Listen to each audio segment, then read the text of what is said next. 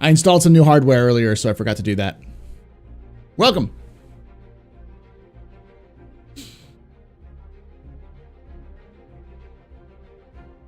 Had some issues. Well, like basically this. I had this before and it broke. And then I had, like, the day after this broke, my cradle broke. So I had to buy both of them, and this came in Tuesday or Monday, and this came in just today. So as a result, I had to disassemble and reassemble it, and I forgot to just reset it.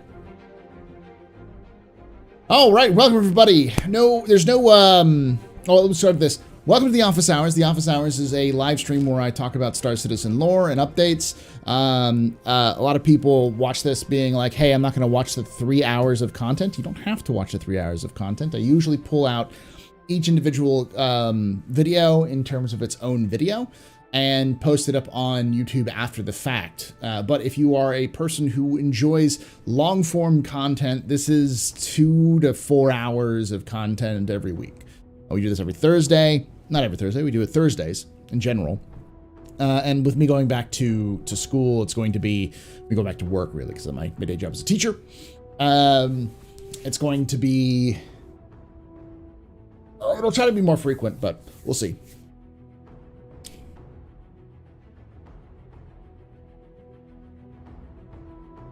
I'm glad to see more people are reading the monthly reports because, whew, there is some doozies. One of the big things that a lot of people have been talking about is, and have been like hyping over, was the fact that the Reclaimer also now has hull stripping, which if you've been watching the Office Hours, you would have known back in like February, between February and April, when they made that announcement.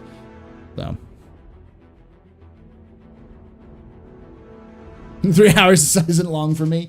Well, I mean, there are some people who legitimately comment on my videos being like, yo, where's the news? I don't have 4 hours to watch this. And it's like, cool, then don't watch my content? Like,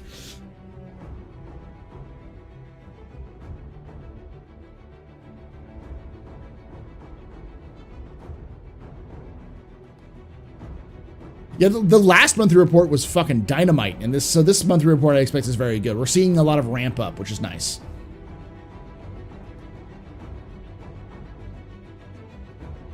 Time to play Star Citizen while listening to Star Citizen. Hey, Paul. Hey, how's it going? Not really listening to Star Citizen as much as listening to the conversations about Star Citizen. The new star map has been talked about multiple times in the past. We know they've been working on it as of January, but it's only for Squadron 42. So it has to get integrated into Squadron 42, becomes into Star Citizen, which is why it's important to read the monthly reports for Squadron 42, because then you get some context of what's going on. All right. I normally do a mini model update on Thursdays, but I haven't painted anything since the last time I showed off, just because I've been very busy with just... This is going to sound weird. I've been very busy with relaxing. I've been either doing things or not doing things for most of the week. And yesterday, I went out and got my COVID shot, my booster shot. So my arm hurts, and I'm still feeling a little icky. So we'll see how long this goes. It probably end up being 4 hours because I get into conversations and forget everything. But I also decided that I was going to do a Hurston Dynamics update. So this is the update for those of you who watch me for the lore content. Go over to the Astro Historian, which will be a link. I'll put it up there if I can get a chance to. Go to that link and check it out if you like lore and Star Citizen. Because I decided I did a 3-part series on the history of Crusader Industries, and it did pretty well. People enjoyed it. So I decided to look into to Hurston because I figured it would be, there's not a ton of information about Hurston. I thought, it'll be fine to do like a little small 2-parter rather than doing the big 3-parter. People enjoy the longer ones. No, I'm wrong. There is a ungodly amount of lore for Hurston. Like, it is far and away the most information we have, period. Like, we don't even have this amount of information about RSI. That's how, and it's older. Think of that 23 months. Stay healthy? Yeah, that's why I got the shot. so I could stay healthy, especially as I'm going back to work. I actually was looking into getting the monkeypox vaccine, but they don't have enough of them. And for those of you who don't know, monkeypox is a pox, so it's a disease spread by touch, just like any other pox, like chickenpox, cowpox, or smallpox, which have been eradicated. So going back to work as a teacher in this environment makes me go, oh yeah, I'm gonna probably be exposed to it. Harder to transfer, but be exposed to it. So I was looking into it. They don't have a ton. They're saving it for very vulnerable groups. But we have a vaccine for it, just the smallpox vaccine.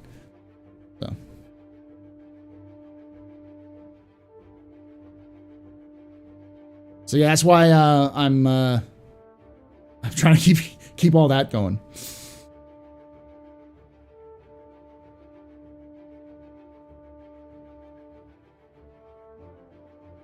Yeah, Hurstons are more storied than the Mezzers. Yeah, we have more information about individual Hurstons than we have about the Mezzers.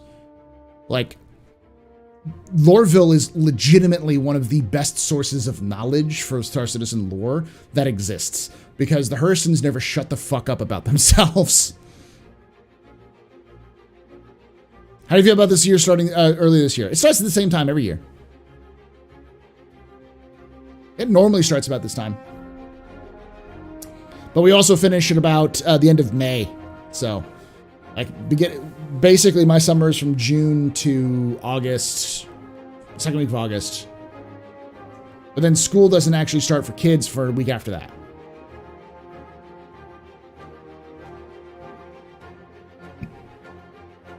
I mean, it's spelled Lorville. You gotta learn from your betters, Paul. Ugh.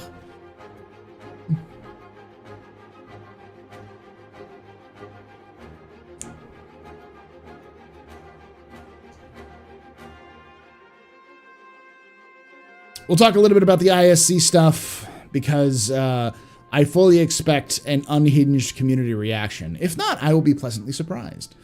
But, yeah.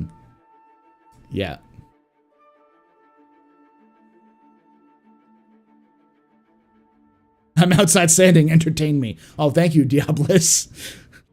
Why are you outside sanding when you have COVID? Oh, it's already showed up? Ah, wonderful. Wonderful. Absolutely wonderful. Just fuck it. Maybe they'll add a system where there's a pocket of Mezzer supporters to keep the Mezzer lore. I mean, probably. I wouldn't be surprised. I mean, like, that's Algrid's theory, is that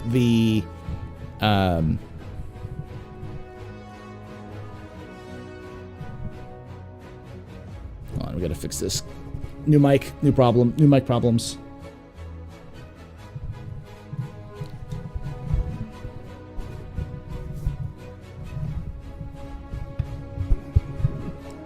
I'm gonna mute myself real quick.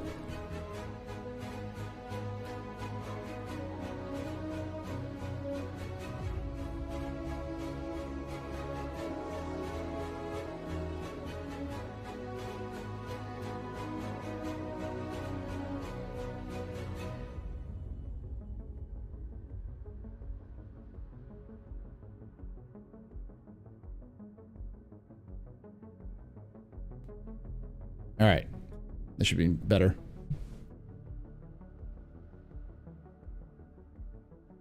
Oh, not a new mic. It's same old mic, but my boom and my cradle are new because they both broke recently, so I had to rebuy them. So what happened with ISC? I've been having a hell of a day at work today. We'll go over it here in a moment, but I'll talk about it here in a moment. The fragment I found, oh yeah, I saw that one tag, it's nice. The fragment I found was in the second artifact box at the same site, so more than one box can spawn. Yeah, there's multiple spawns that can happen on there. Usually my experience with relics discovered in the Microtech ruins is that each site, if it spawns, it'll usually spawn two. Either two in one box or two in separate boxes, but they almost do that in two. Yeah, road arm. The road arm broke. Like, my cheap ass, like, $15 boom mic arm is still kicking around forever. This thing right here with my blue microphone on. I use this for in-game comms because I haven't set everything up. But my Rode microphone boom arm broke, like, instantly.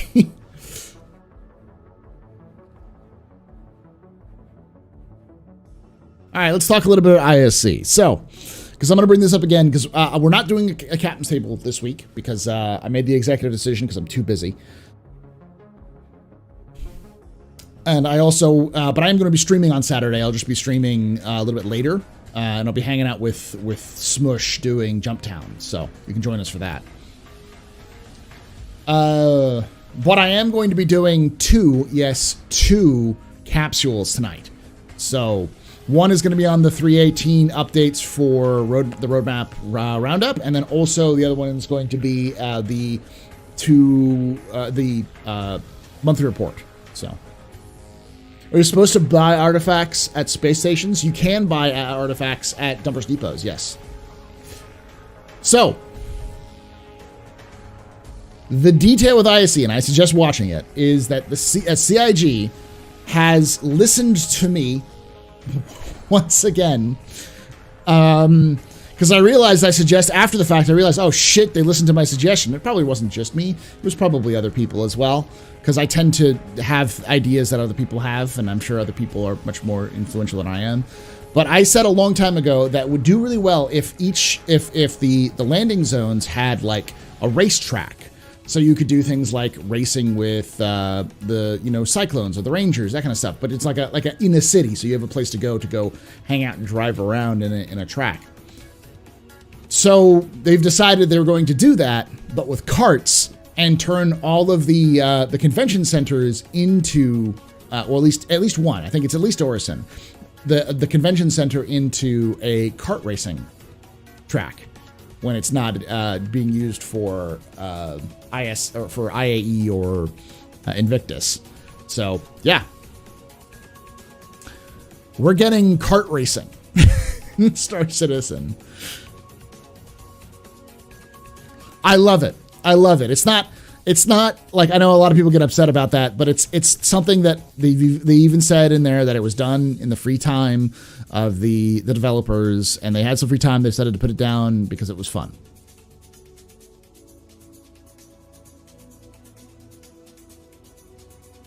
No captain's table sounds like quitter talk, Astro. No, I'm not doing a captain's table because I'm too busy to doing other things like life stuff.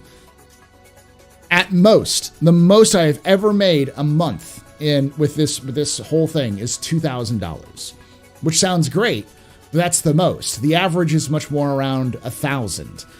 Whereas my job, which pays me like garbage, because teachers get paid like garbage for the work they put in, don't fucking come at me with that. Trust me. I get paid $3,000 a month.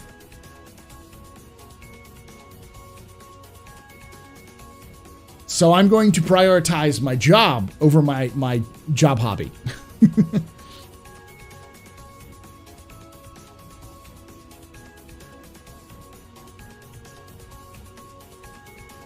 So how does kart racing integrate with Squadron? It doesn't. It was made by a bunch of, I think it was made by Montreal. It may have been made by the EU, but it's someone will come in and correct me on who it was. It's 4 times what you, I know, Darj. Jobby? I guess Jobby. But I also, like, we've had this conversation before, Darj. I also have to pay for health insurance.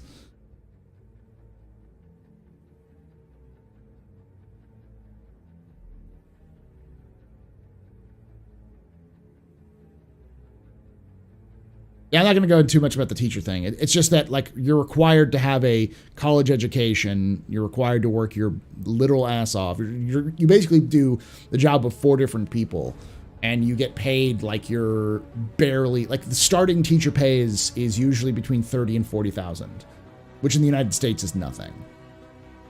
If you're living alone in an apartment, it might be okay. But if you're expected to settle down and plan long term, which is, what teachers should be able to do, because the longer you teach a subject in a specific location, the better you get at it, the more effective of a teacher you become. That's just generally speaking.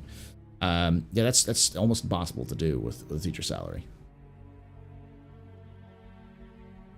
Jobby is something else in Scotland. Yeah, I can imagine. Gladiator Pits. Yes, that brings me to my other suggestion. So hear me out, chat. Hear me out. Hey, 89. So, I think that the kart racing is a great idea, but I think they should go a step further.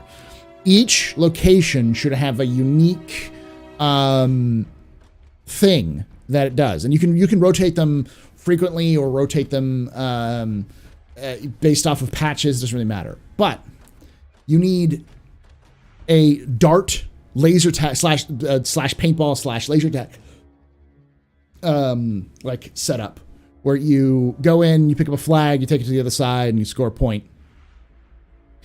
And you have darts where you can use darts to do it, or even just have this setup of a laser tag placement with darts. You need like a conference center, like a stage where people can like give speeches and stuff like that. Because the whole idea is that none of this stuff is scripted. It's not like a mission you take to do this. You just show up at the convention center and pull out the carts and go driving. The idea is that for it to be completely sandbox.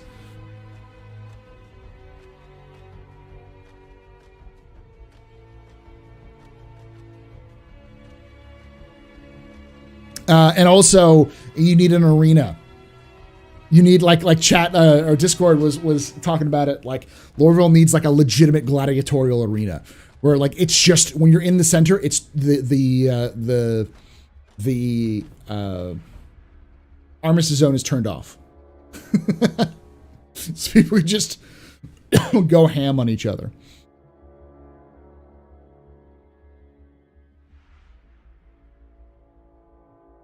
Mini golf course. Yeah. I'd be down for like multiple things that you could rotate through, just like any kind of convention center. Mini golf course. I talked about flea markets, which is a good idea. Farmers markets. You could do random conventions for specific things. So like, for instance, you could have a weapons like convention in these places where you could go, that, hey, Weapon Con is going on at this time, and you could go in there and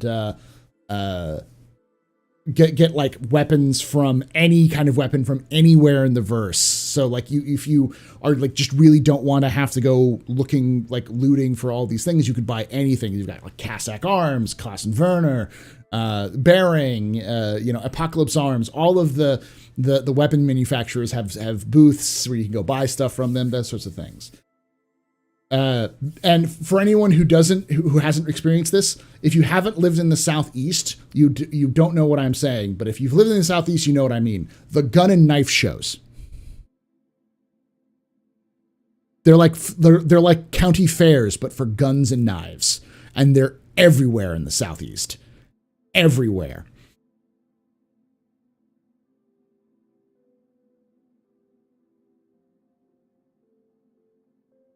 Professional team building center, yeah. Also into county fairs. Yeah, a county fair would be nice too. Come to the Midwest, we have the same thing. Okay, so they have the same thing in the Midwest. I just know in the West Coast and in the Northeast, they don't have them as often. But man, do they happen like every other weekend in the South.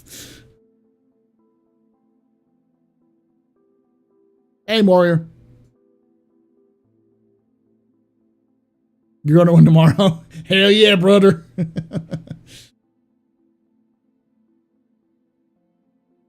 But I mean, these are all kind of like things you could build. And the idea about this is that, yes, it would take them time to build these things. But if they built them out and then they randomly populated them, they had a random schedule where they would rotate based off of what it is, you could easily get more content out of what you already built with the convention centers.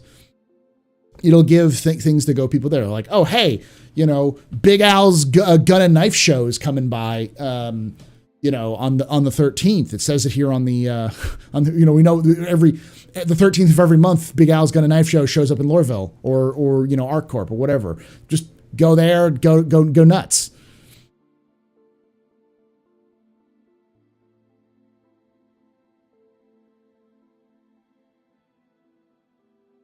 Plus, I can reuse those assets in IAE so the convention floor doesn't look so empty. Exactly. I mean, I've been a big fan, like anyone who's ever been to a convention will tell you that a convention is not just a convention.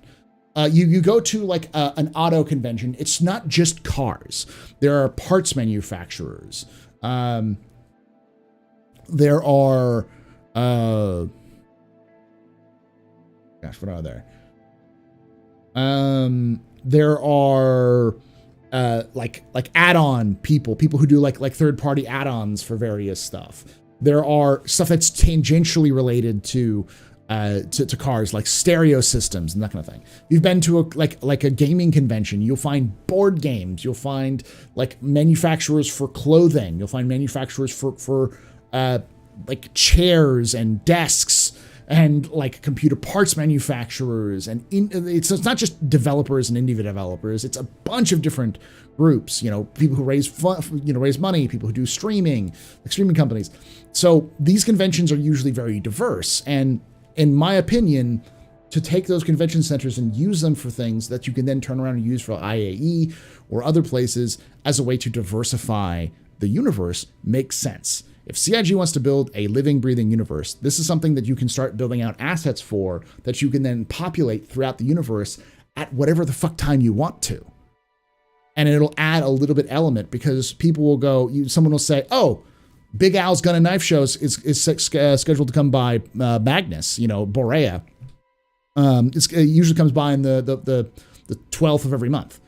You're like, oh, it's the 12th. We should go by Magnus to go check out Big Al's Gun and Knife Show. And a person who's brand new is like, what the fuck are you talking about? And if you explain, oh yeah, there's this traveling convention that goes to different places at different times, you can go there and buy all the weapons and armor. That new person's going to go, holy shit, this is amazing. Because it will feel like the universe is alive. And that's the thing, the immersion. But it also adds an element of gameplay where people will travel to these locations specifically because they have things that they don't usually have in the verse. You can still have looting mechanics and have this, because a lot of people will be happy about that. Yeah, food vendors too.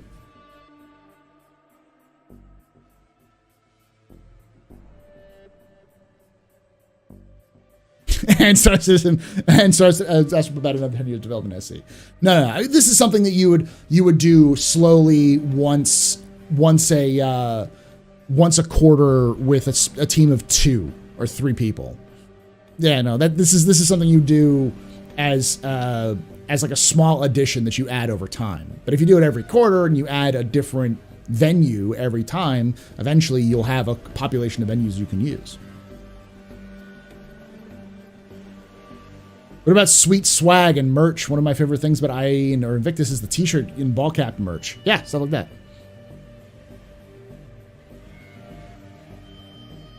You found Cabanassi sticks in Orson? Huh.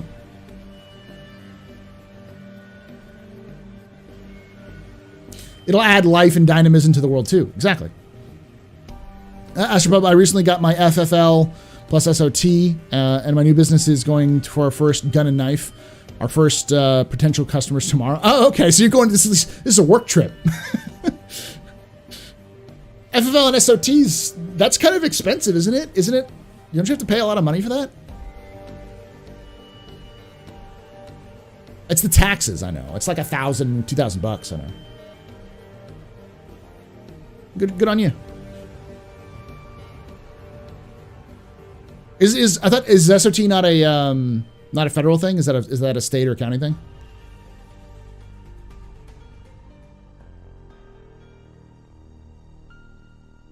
Because I thought you should have to pay the ATF. For those of you who don't know, you can build.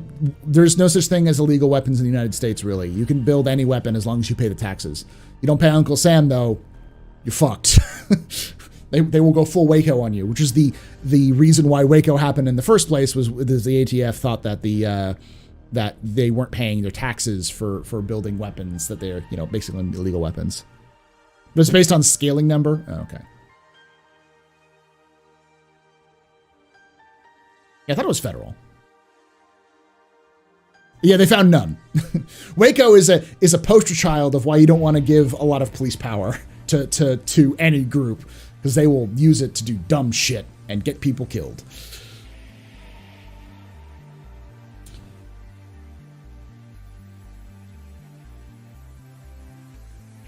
Yeah.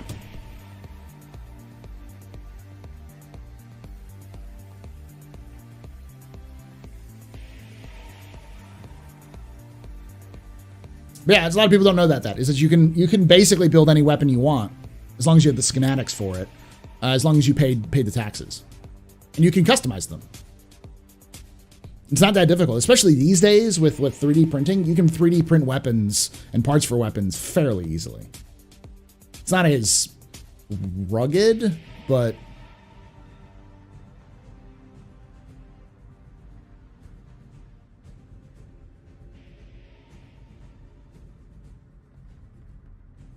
found only decades of animosity from the public.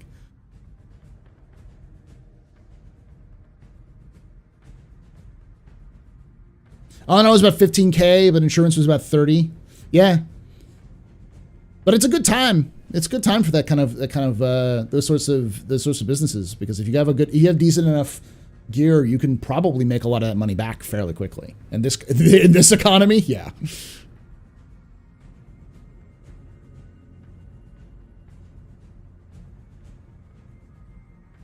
Anywho, with that all being said, I want to know your thoughts. If you're watching this on YouTube, I want to know your thoughts down below. Do you like the idea of like traveling gun and knife shows, or traveling clothing shows, or armor shows, or weapons like vehicle weapons shows, or heck, even traveling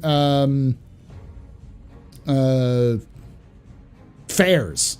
You know, a good old fashioned county fair with rides and that kind of thing.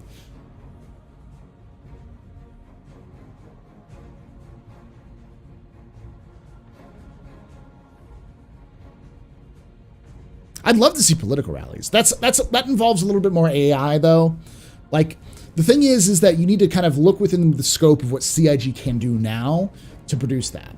Like, someone suggested a rock wall, which would be great. I'd love to see a rock wall, or like some sort of obstacle course or something like that added to those places, which makes sense.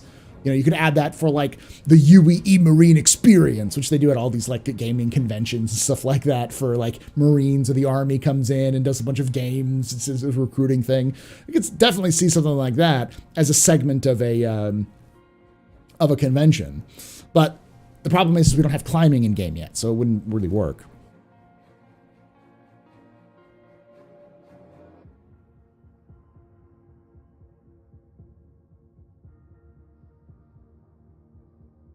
Yes, the simple addition of go-karts to game made me really want menial things to do.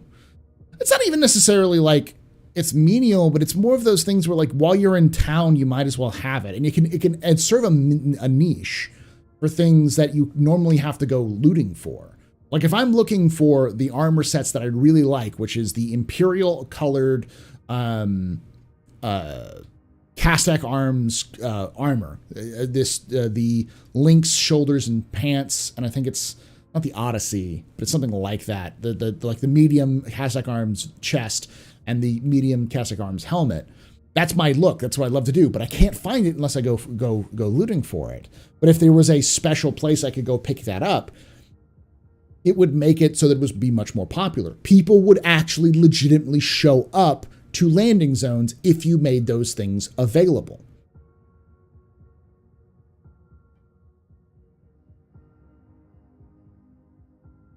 Hurston needs a skate park. Oh God.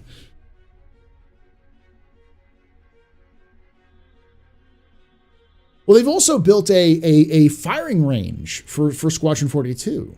If you just take that firing range and import it into Star Citizen, and have it be kind of like a demonstration where you can like go in, fire what you can, and then put stuff away, and like once you've put down the weapons that you can unlock or whatever.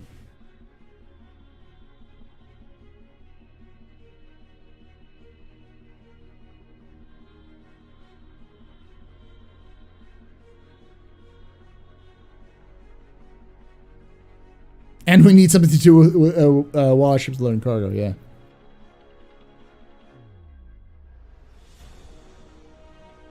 But I mean, like, if you had a weapons demonstration area where, like, you'd go in, and you could, you know, one at a time into these firing ranges and test any weapon you want. You go into like a menu and say, "Boop, I want that weapon," and then just like a door opens, like one of those like things open, and there's that weapon you're looking for. You can pick it up and you can test it out in the range.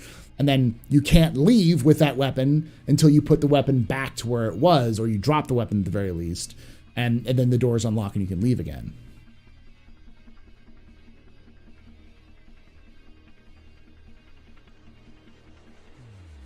But I mean, that stuff is like distant future. I'm talking about like stuff that's like just having a place where you could buy railguns would throw, like everyone would go there. You're like, hey, it shows up in Lorville once every month on this time for this entire day from 12 a.m. to 12 a.m. on this day, you know, 12 a.m. UTC to 12 a.m. UTC on this day. You gotta be there. People would complain, well, I can't be there. It's like, well, you gotta make time to be there. If you really want this shit, you gotta make time to go to the game. People would show up to fucking buy that shit every time.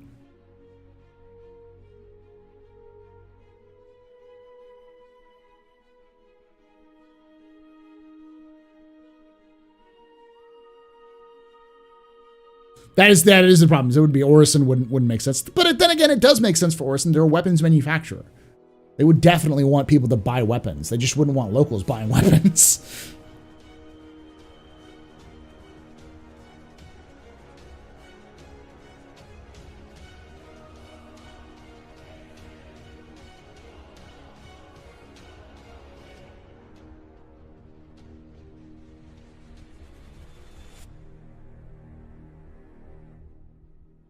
Yeah, I know they plan on that kind of stuff.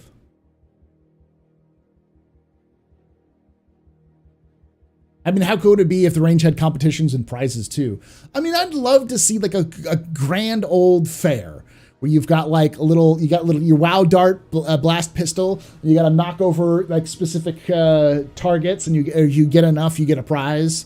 That kind of thing would be cool. Like little rides, like the tilt-a-whirls, and like a 3D environment experience or whatever. Those kind of things would be cool. That stuff is more advanced. That would take some time and effort for them to do, and probably take them a couple of months of preparation. But, you know, again, if you do that once, you got it. You have those assets, and you can just reuse those assets every single time. If you know, now it can become a part of the rotation. People know, like CIG knows that people love events. Events are a thing that like CIG has been promoting and been using, and it brings people in to play the game. This would be like a mini small event that has nothing to do with violence.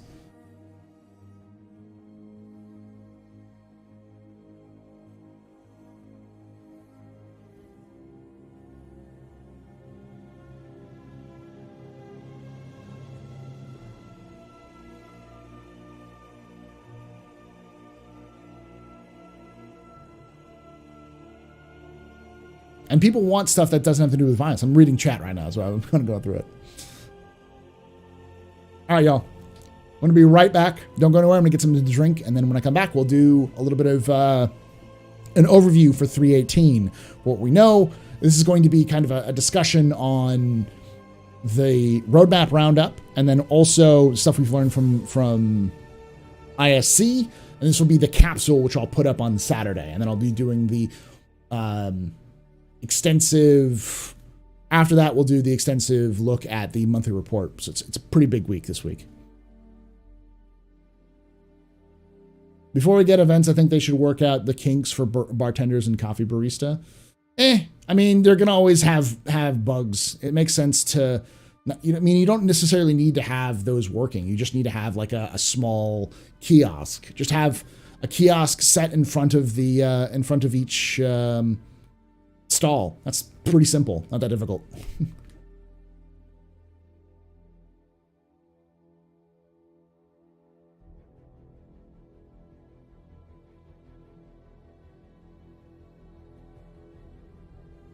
Violence seems to be a human religion. Well, I mean, people don't want to necessarily play the game with violence. People want to run this as like the Euro Truck Sim in space, or they want to play different roles. And having something that's an event that's not just kill shit would be interesting to people. We do need fishing gameplay. I'll be right back, y'all.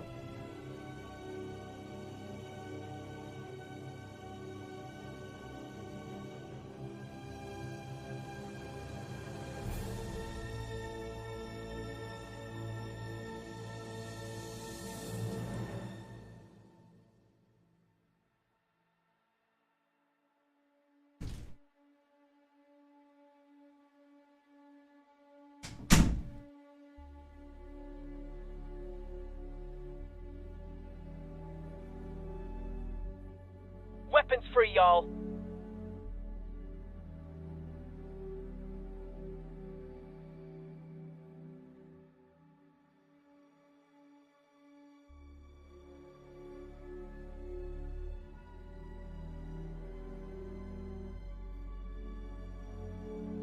Bounty hunting is a complicated Everybody and his process. dog calls himself an outlaw. Good news, everyone.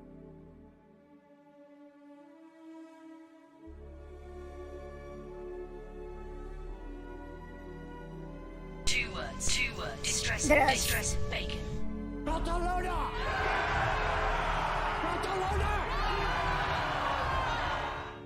Drugs. It was at this I'm moment just an that he old-fashioned knew cowboy. he Drugs. fucked Two up. words, distress, bacon. Two words, distress, bacon. Drugs. Two words, distress, bacon. Drugs. Two words, distress, bacon. Two words, I'm Fly. distress, I'm bacon. Pilot. Two words, Weapons distress, free, bacon. y'all. Two words, distress, bacon. Two words, distress, two words, distress, bacon. Everybody and his Never dog calls himself an outlaw. I need water to get through this because otherwise my voice fucking dies. Distress, bacon. Distress, bacon. All right. Distress, bacon. Drugs. Good news, everyone. Two words, distress, bacon. Stop redeeming stuff. I'm back.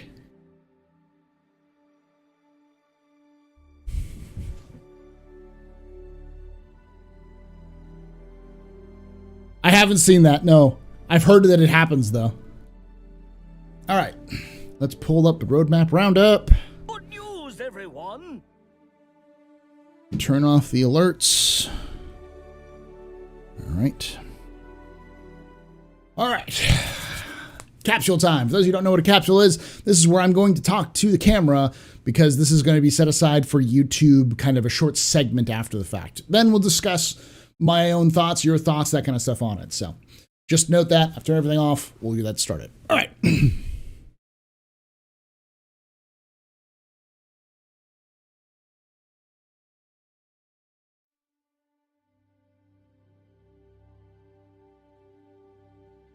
Hello and welcome to an office hours capsule. That's right. Capsule, like a small little portion, like a tiny little space thing. That's what chat wanted me to call it because I suggested it and people liked it, so why not? This is a small segment of my office hours live stream where I am live. You can see chat right here. Chat, go ahead and say hello to YouTube after the fact. Where we talk about various news and other updates in Star Citizen lore, a bunch of other stuff. So feel free to join us on Thursdays at 9 p.m. Eastern, where we talk about Star Citizen. So join us live at twitch.tv/TheAstroPub or youtube.com/TheAstroPubLive for your weekly content.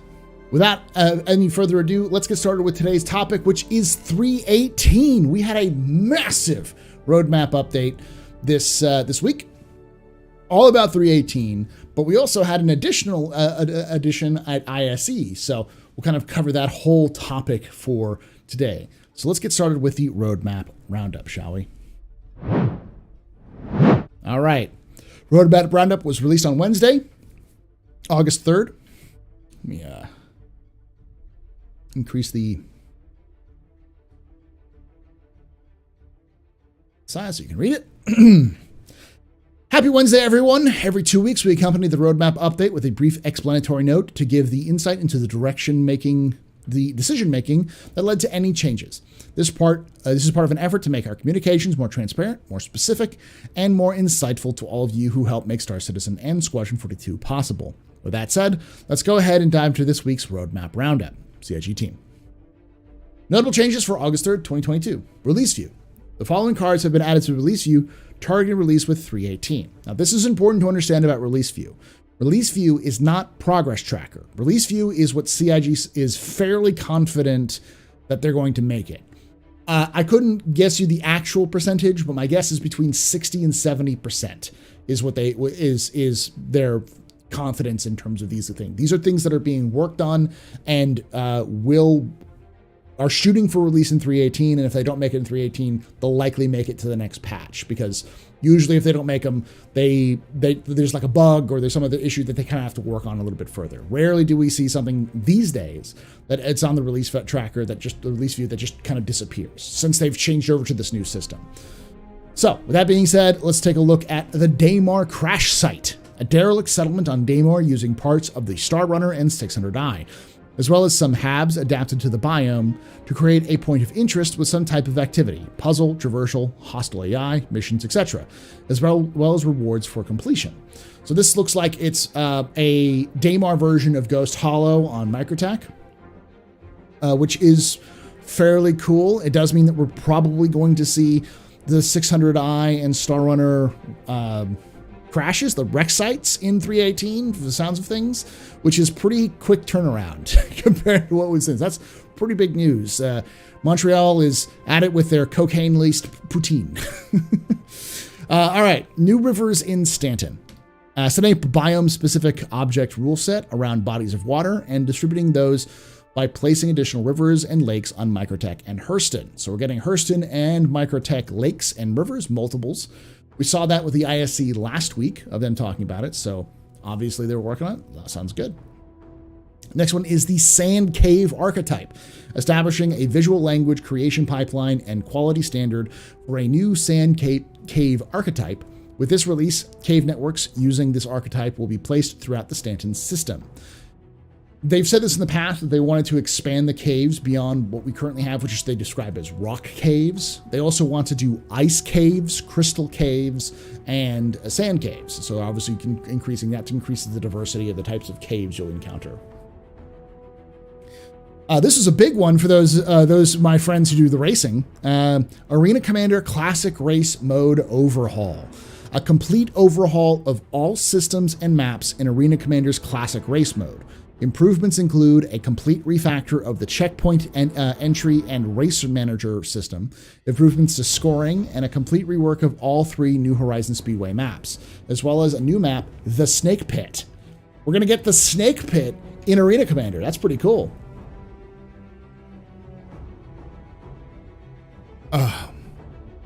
Got to keep that water in, otherwise my voice goes. Can't talk like this for 4 hours. So that's pretty big. That's huge. We're getting new maps, and for those of you who don't know, they created a brand new team called the Arena Commander team, and a lot of the stuff that's going into Star Marine, Arena Commander, and Theaters of War are now being worked on by that team. So the fact that they're overhauling Arena Commander's race mode, they've already overhauled the 2 Arena Commander versus maps. Both have been completely overhauled now. It's basically the same team, and at least one of the people from Firesprite who is working on this is actually on the Arena Commander team. He actually works for CIG now, so that's pretty cool. I think his name is Alex. Sandbox prison activities.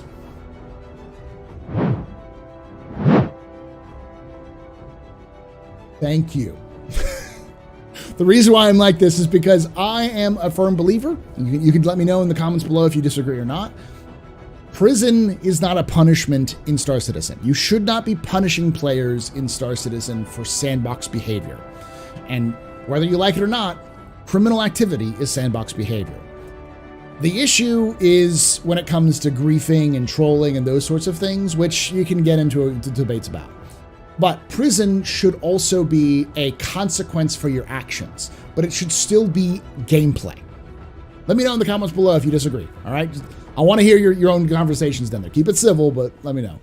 So having prison activities which are diversified, things like, as they say here, expansion of prison gameplay with new suite of missions and sandbox activities to give inmates more opportunities to earn merits or to aid their escape from prison. That sounds fantastic. So we'll go over that. We're going to go look at the actual list of things after this as well. But all right, Security Post Korea reactivation. Security Post Korea will be taking a more central role in Stanton's security. Crusader Security have moved in a full-time staff and have begun storing classified contraband aboard. The station will be off limits to all civilians unless given prior authorization. This is another fantastic addition, and I'm gonna go back to the office because the lore guy in me has to explain.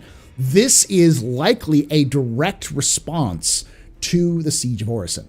So people have asked me in the past, like, hey, what is the lore consequence of the Siege of Orison going to be? It's the activation of Security Point Korea. Security Point Korea in lore has been the ultimate failure of Crusader security. They built this station specifically, and I mean specifically, to try to control the moons of Crusader a little bit better. So they wouldn't have to constantly work out of Orison itself. As we all know, it takes a long time to get out of Orison. And to go anywhere in the system takes a while as well. So having a station which is purpose-built by Crusader Security for Crusader Security to manage the moons was a big deal. The problem was it was a failure of construction. It actually doesn't have oxygen. It can't support oxygen scrubbers on it. I believe you can take your helmet off, but I don't know if it at one point it killed you if you took your helmet off in there. I don't know if it still does, but the idea was that it wasn't ready for long-term habitation. So with the Security Point Korea reactivation, I'm assuming they're going to overhaul the station and they're going to make it a little bit more interesting. Maybe a mission point where you can pick up missions and other things like that, which is great. More dynamic changings of the universe, which is fun. Like I said, this is a big update. New missions, Orison. Bounty, Assassinate, Clear All, and other missions to take place on the platforms created for Siege of Orison, which, in the future, will be distributed across the planet of Crusader to create further content. Very cool. So, for those of you who are wondering what they're doing with those platforms are now going to be placed in other locations. New interdiction scenarios. Adding new variation and difficulty levels of interdiction scenarios that players will come across while quantum traveling. Very cool. Very good for those of you who want to do, like me, smuggling. Having more reasons, like more risk involved with rewards is nice. Environmental space missions. The implementation of new missions and scenarios that the player will encounter as they wander around in the area of space. The missions that appear will be based on the probability volumes that the player is currently in. That's big. That is Quanta. Ladies and gentlemen, that is the quantum system. Ladies and gentlemen, MBs, all of you fantastic citizens, that is the quantum system. That is the beginnings of the quantum system. The fact that they're adding environmental space missions is pretty big. And they've actually mentioned it a couple times in the roadmaps, not roadmaps, but the monthly reports in the past as well. Salvage hull stripping. Previously, this initial release, the initial release of hull stripping feature was limited to FPS and the Drake Vulture. This being updated to also include hull stripping aboard the Aegis Reclaimer using its remote salvage turrets. Therefore, the card's description has been updated to reflect this. All right.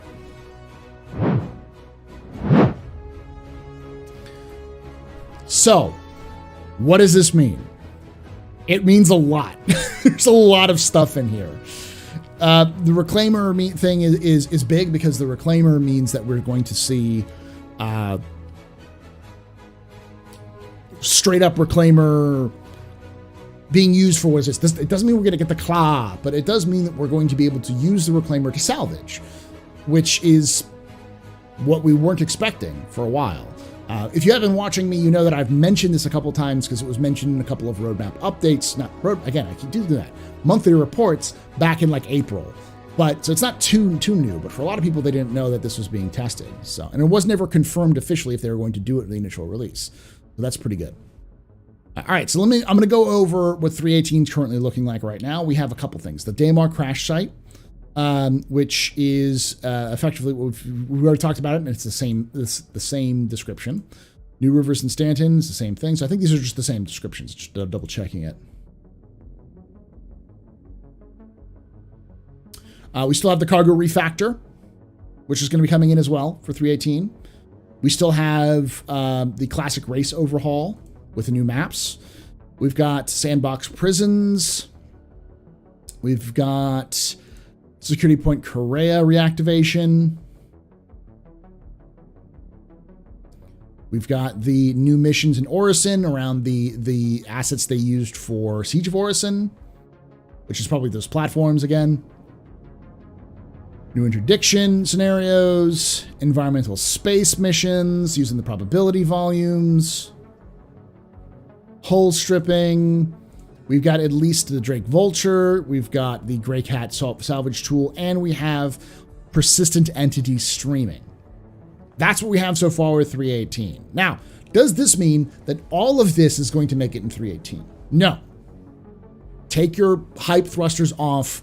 This does not mean that we're going to get all of this in 3.18. However, CIG has been a lot more consistent with what they put on the release view. So that all being said, I would expect that most of this will make it. We may see some small slippages, but if we see a slippage, it's less likely for it to slip off the release view and disappear entirely, and more likely to slip into the Q4 release, whatever that is. Either 4.0 or 3.19. More likely 3.19, and then 4.0 coming out next year. So, but this is big. This is a lot of information. And on top of this, which still hasn't been added to the roadmap yet, we're also getting a buggy cart race. That's right. If you're watching this on YouTube after the fact, you'll see the footage from the ISE. If you watched ISE, we're getting a buggy cart racetrack, complete with leader like finisher stands for second and third, in the convention centers. So they're looking to do more things with the convention centers now that they're empty when there's no longer an IAE or Invictus happening. So that's cool. I'd love to see more stuff like that. So we're getting content. We're getting fluff. We're getting like core gameplay elements coming out for 3.18. 3.18 is set up to be a huge patch, massive patch. And even if only 80% of it makes it in, that's still a huge addition to the game. So again, as always, I would like to hear your thoughts down below in the comments. Do you think this is a good patch? Do you think I am overhyping this? I'd like to hear that too. Let me know in the comments below, as always. And remember to subscribe if you enjoy this. Come join us live on Thursdays. And like the video as well if you enjoyed this. And like I say every time, hope to see you someday in the black.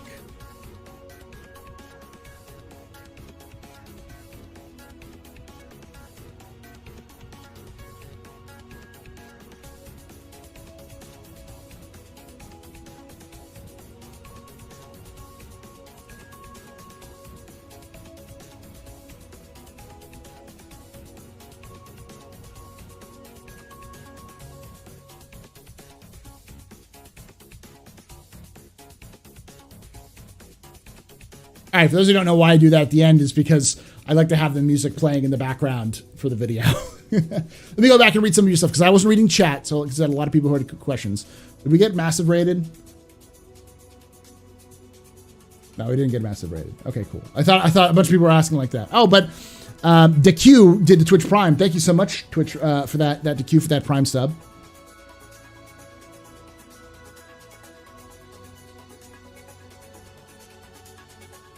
All right, let me go back up and look at this.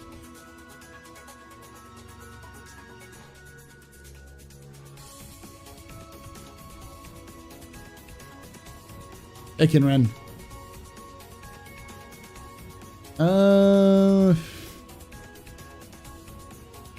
Okay, come down there.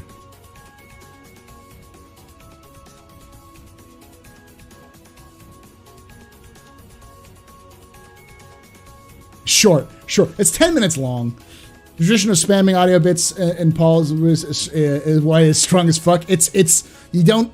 There's been a culture that has been created, and I am not against the culture because it gets people to keep listening and involved with it. Drugs and Bacon Wars. How YouTube after the facts. Hello, Capsule folks. Paul can't read this while he's doing his capsules, so he can't be mad at me when I say furry ball cat monkeys. I'm kind of under the impression that the codes are just small list of 30 variations, not really random array, but could be. It could be wrong. Could be. Nick Malone, hey, how's it going? Thick update, salvage. When finished, this will be the world's most popular game. I don't know if it'll be the world's most popular game. I think it'll be the world's most longest running game, just because CIG seems to be dedicated to making this game the way they want to. And I'll go over that here just shortly. There's a lot of pushback for this game because a lot of people saying CIG is taking a lot of money and not having to deliver as much, so it's setting a bad precedent, which some people say it's a scam. But if you talk to literally any game developer out there, they'll tell you that games, even with limited scopes, often have ideas or concepts what they'd love to flesh out and see if they worked, but never had the time or the money to do so simply because that's just not what was afforded to them, wasn't available to them. CIG is living that dream, but anyone who says that Star Citizen hasn't made progress is smoking something or just haven't paid attention. Star Citizen has made massive progress. It's just slow progress. And honestly, if CIG treats its employees well and they still make money off of doing this, I don't give a fuck. They can take as long as they need to. I'd like to see progress sooner rather than later, obviously, but if it takes them a longer time, that's fine. Because I earnestly believe that it's better to treat employees better, to pay them a reasonable amount of money, and also get a good product out of it. Because I want games to be fun and interesting and enjoyable to create, not to be a corporate hellhole as it is now. That's all I'll say. So I won't necessarily say it's going to be the best game of all time, but I do think that if they keep up the pace that they're working on and keep up the way that they work, it will be some of the most beloved cult games and probably one of the most played games of all time. So Dwayne Johnson caves. I'm just calling them that now. These are the rock cave archetypes, but their scientific name is Dwayne Johnson archetypes. You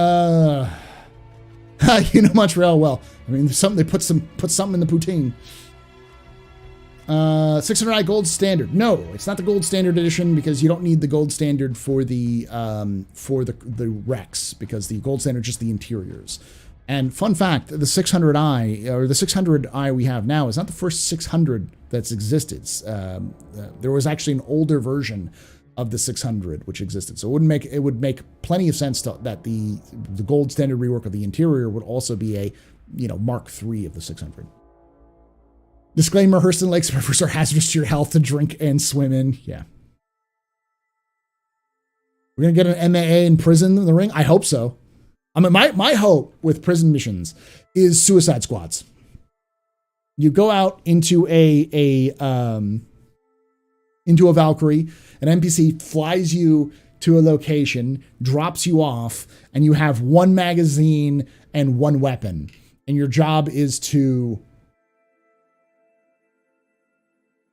It's not a Valkyrie, let's be honest. A Drake Cutlass Steel.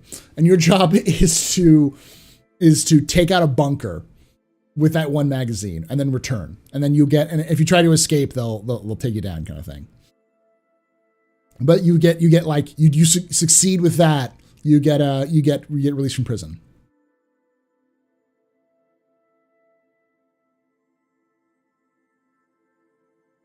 I thought Theaters of War was canned due to Sony acquisition of Firesprite. Nope. There's no evidence that Theaters of War has been canned. It's simply been moved to internal teams. Like I said, one of the people from Firesprite actually works for CIG now.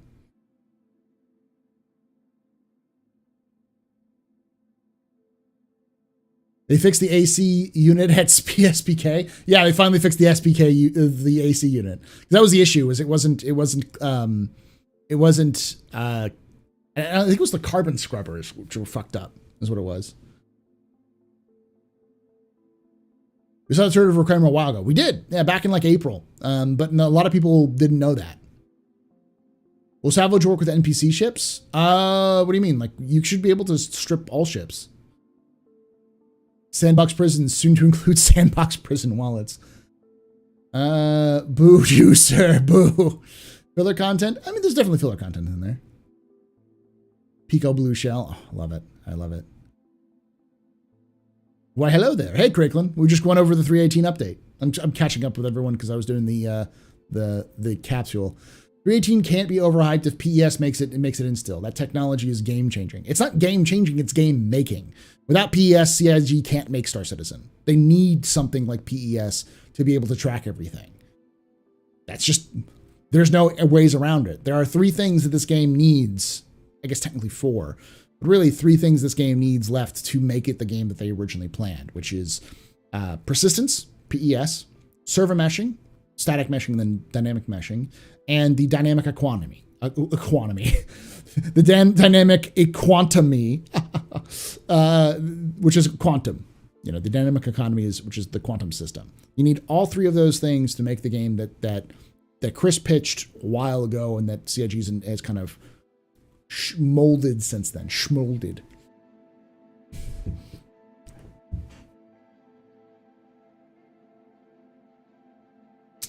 So I think it's a tad overhyped, but kind of okay with the level since if it's with its level since you didn't take it super far. It's pretty exciting. It's a pretty exciting patch. Do I think it's going to change the game? No. But it's definitely got a lot of cool additions this patch, because likely, and I'm going to be very clear, this is not the end. 318 is going to get more content added to it before the game before it comes out. Probably 2, if not 3 different ships, likely additional weapons and armor, additional skins, additional like fixes and updates to missions, those sorts of things.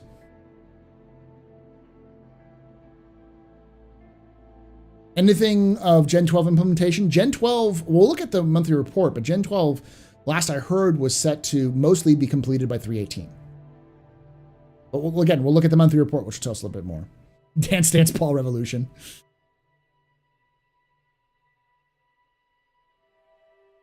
I just don't listen to the people in the say scam that say scam anymore. I mean,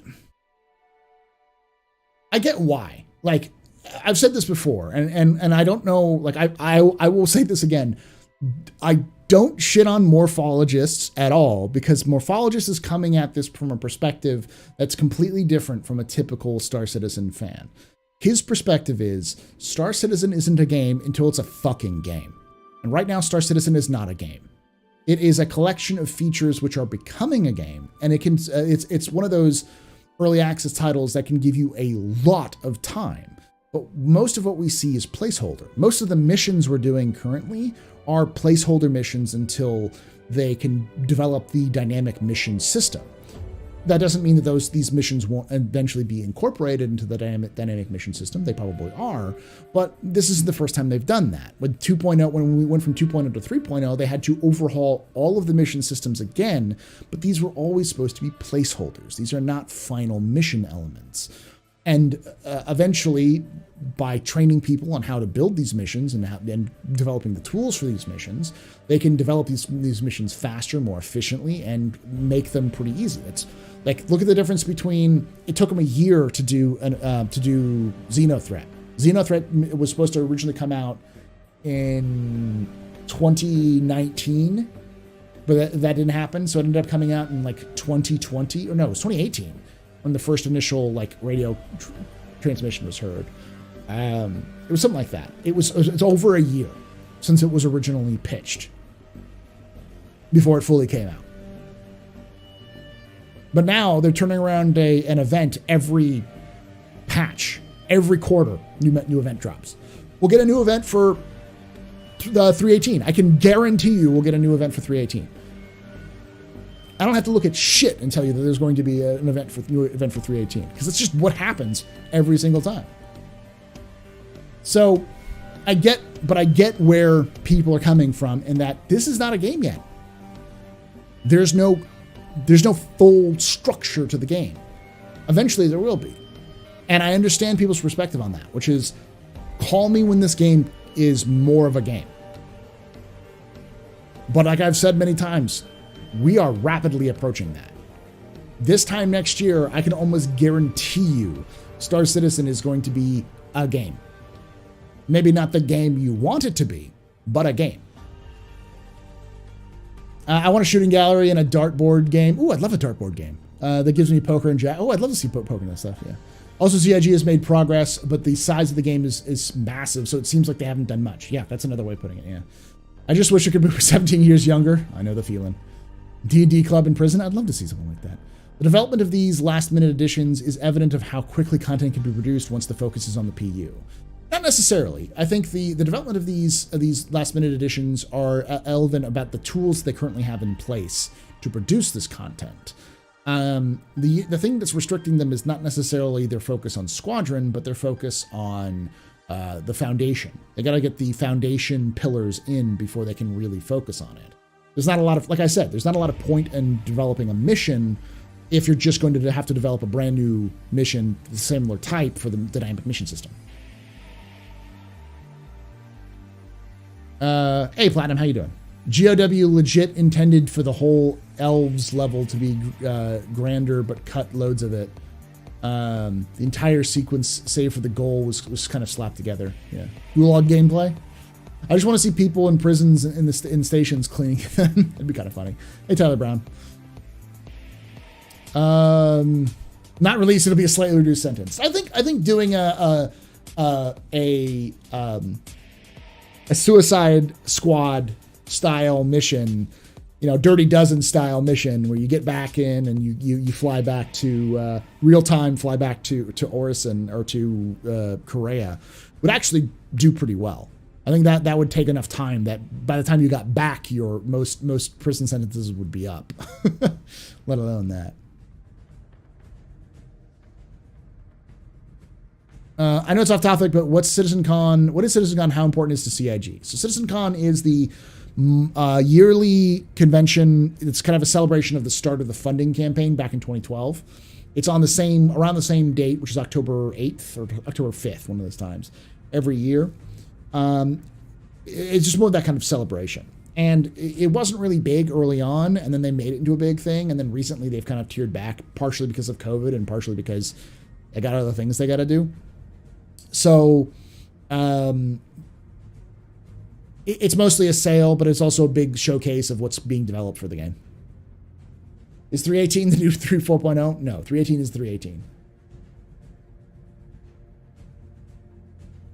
Not to mention lots of quality of life. Yeah. The economy replaced the economy after the great crash of 2030. The equuumi. Uwu.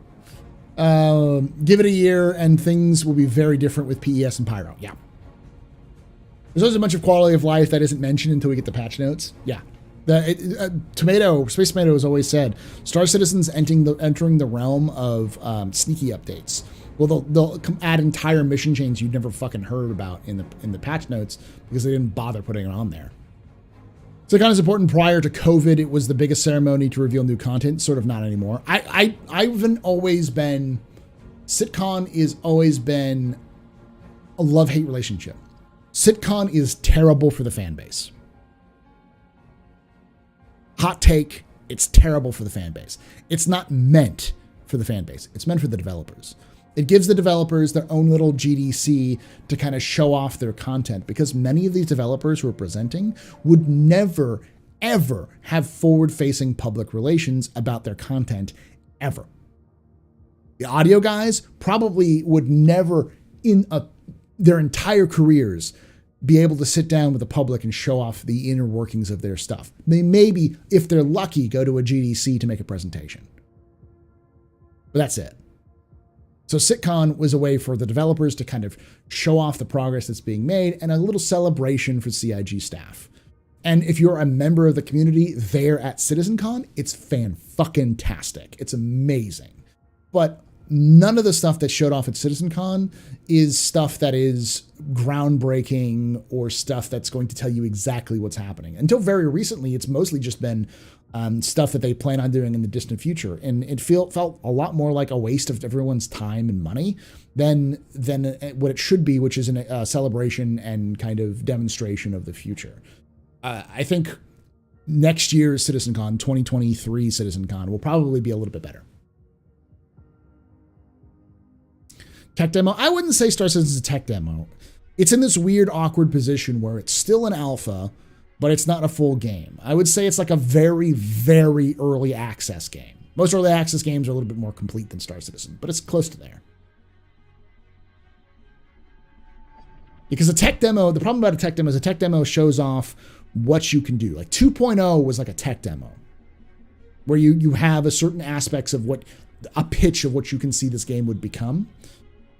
3.0 and beyond has been a very different game, and it's not less of a tech demo and less of a pitch and more of a game in development. It's just not done yet. The Hurston event was done in a quick turnaround. Yeah, I think it was done in a quarter. I may not know that. I've not heard any good news, good speculation news ships in a long time. Well, there are 7 variants apparently, 7 new ships, including a new variant of a ship that's around there. Clip it, go for it. A dev in Mike's stream this morning said the SPK will have the first player activated mini event. That's cool. Good to know. I've been here since late 2019, and I'll have to say it's closer to being a base game than when I began this journey. Corsair in 3.18, not in 3.18, but I wouldn't be surprised if we got Corsair in 3.18.1 or .2, whatever the IAE patch is. I can almost guarantee you the Corsair is coming in IAE. But I thought that the Band Immersion was going to do the same, and it wasn't. So, are you going to do the monthly report of Squad 42? I am next week, next Thursday. I always do the monthly report for Squadron for Star Citizen 1 week, and then the next week I do Squadron because it's a lot of content. Usually, a meaty monthly report for Star Citizen takes me an hour to get through. Anywhere between 30 minutes and an hour is the average. I've gotten down to maybe 20 minutes once. So trying to do 2 hours of reading is it's not good. It's not good. And you get very, very wobbly. So I split it up into those two just for the sake of comprehension. This gets memed a lot, but the actual truth, CIG had to build the tools first to actually make the game. Yeah. There's been a couple of slow years for Star Citizen, but this year's not it. I wouldn't say this year is not the year for Star Citizen. I would agree with Morph on this. Initially, I was kind of a little miffed at that, but I was like, I understand Morph's position, and I'm not going to I disagree, but I disagree for different reasons. Like I said, Morph is coming at it from the perspective, and I talked with him about this on a roundtable I did on Tomatoes. Morph is coming at this position of that Star Citizen. There are two types of people who look at Star Citizen. Those who are like us, who are insane. You are insane, chat. You are nuts. We're early adopters. There's a great trend, that kind of the bell curve rule about early adoption, about any new big thing. Early adopters back a product before it's been proven, and we're coming out of that early adoption phase, but we're not into the full acceptance phase of Star Citizen. So the other gaming side is more of a, hey, this is a game I can play. But we're moving away from that early adoption, I'm here for the idea, and towards that gameplay. But we're not to the gameplay yet. We don't have server meshing. We don't have 1,000-player servers. We don't have quantum and dynamic economy, even in a basic form yet. And those things will inform how the game develops. Reputation is the second fucking currency in this game, and it's barely implemented yet. Quantum has the minutest of impact in the game. There's a lot that needs to get done before this game can be complete. And when we start to see more of those tools come online, then you'll start to see this game more of a game. Person missions of picking up medical gowns during events. That'd be hilarious. I'm glad I'm not the only one who sees it. You think we might see the gang missions in jail, like the Ninetales or something? For sure. Maybe not in 3.18, but I can almost guarantee you'll have missions that you have to work for certain gangs. Because the best way of doing, in my mind, the missions for the prisons is that this prison should be a place you want to go as a criminal, because you can get reputation with the various criminal organizations, and that reputation will go faster. You go up faster in prison than with the other missions. And because you get those reputation go up, people will be more likely to want to be sent to prison so they can unlock specific like mission givers or locations or weapons or equipment faster because they have that because they can get that reputation. So you need to have it as a full gameplay loop. And it gives on the flip side, it gives CIG another thing. If criminals are in prison doing prison gameplay for reputation grind or for other reasons, for fun, then they're not out there fucking with other players. So it works both ways.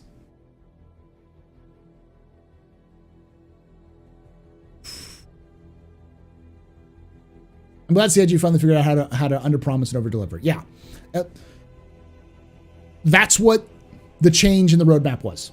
That roadmap change that everyone screamed and shouted about, that was the difference.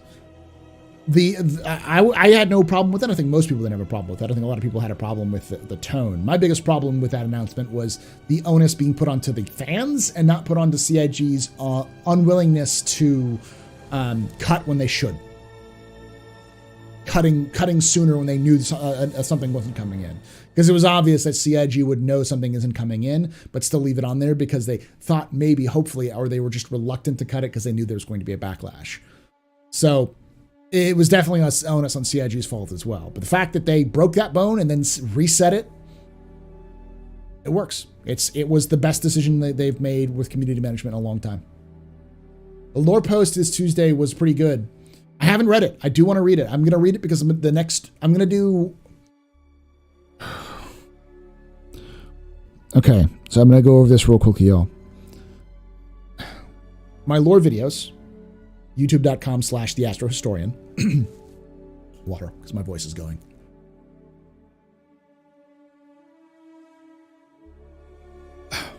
My lore videos tend to be...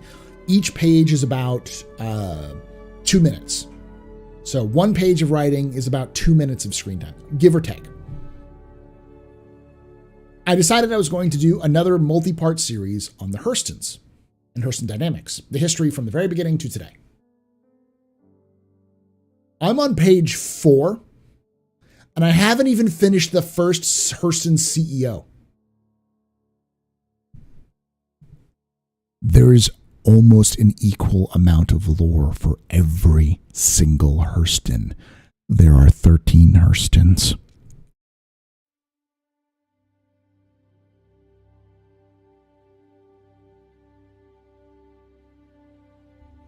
This is easily a 3 to 4, possibly 5 or 6 part series. Anyways, one of the things I want to do as well is go through and do a system survey for Pyro. So I have to read that latest post for that. Sysagon says a lot of dev stuff. I love that. Yeah, it's pretty cool, but I think it needs a little bit more time for that.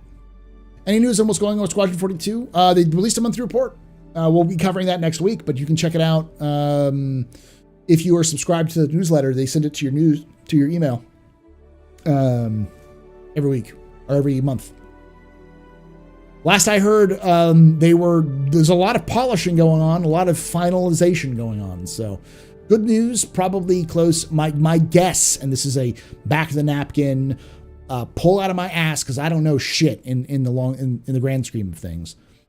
Guess is that they're probably entering the kind of a beta phase towards the end of this year, where they've got most of what they want finished. They just need to kind of tweak it and turn it into a good game. Far more interested in what's to come versus some insight into current tech.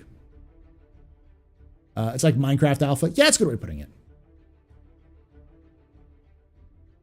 It's an early access game, flat out. Alpha, beta, none of that applies the way it did years ago. Yeah, everything's weird. I was here in 2015. Most of content we got making was Jared leaking everything on accident. Why no Corsair in 3.18? Just because the rule of thumb is if CIG can delay it till CitizenCon, they'll delay it. And if they can delay a ship to Invictus or to IAE or Invictus, they'll delay it to IAE or Invictus. I don't think it's intentional, but it's more of those. They could often get these ships done faster, but they could use a little bit more time to polish. So we're likely to see Corsair in 3.18.1 or .2, just not 3.18. Just because CIG wants to sell the shit out of that thing.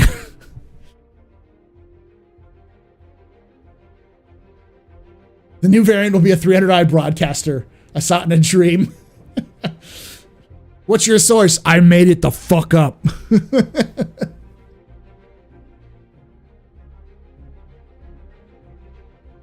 Hey, Alison, how you doing? Hey, radiation, I've been saying. You gotta be insane to play some, yeah, Star Citizen stuff. All right, I'm gonna go through stuff. We do not call him Roadmap Guy. We do not call them Roadmap Guy. We call them the Star Citizen Master and Commander in the far side of the verse. That is Jake's official title, or Jake Acapella.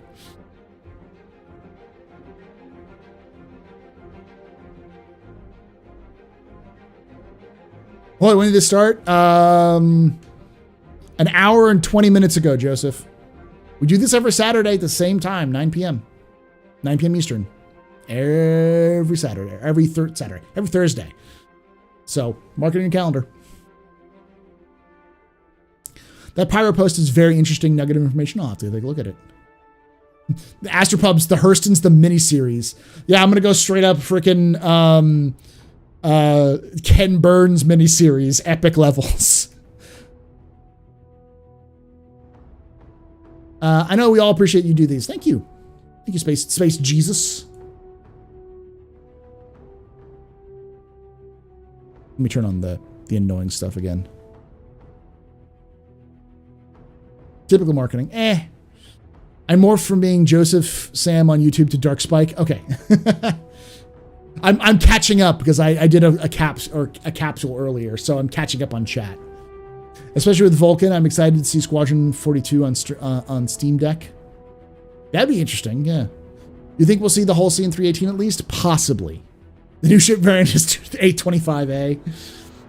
I thought his official name is Jake from State Farm. No, we haven't done that.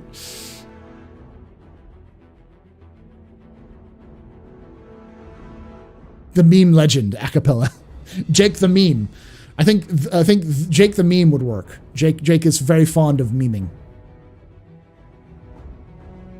Thanks. I just forget sometimes. I'll be in the verse taking in your sweet content. Enjoy it. The AstroPub living with the Hurstons. Part 17. I'm not even joking. Like, on top of all of this, they released an entire fucking like jump point article on Maria Hurston. It's 3 pages long. If I copied and pasted it directly into my script, it would probably be 6 to 7 minutes just for Maria Hurston. For Maria Hurston. She wasn't even a CEO.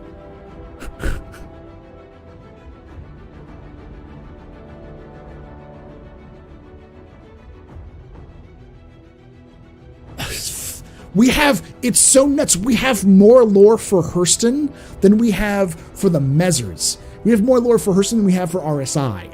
It's nuts how much we know about the Hurstons.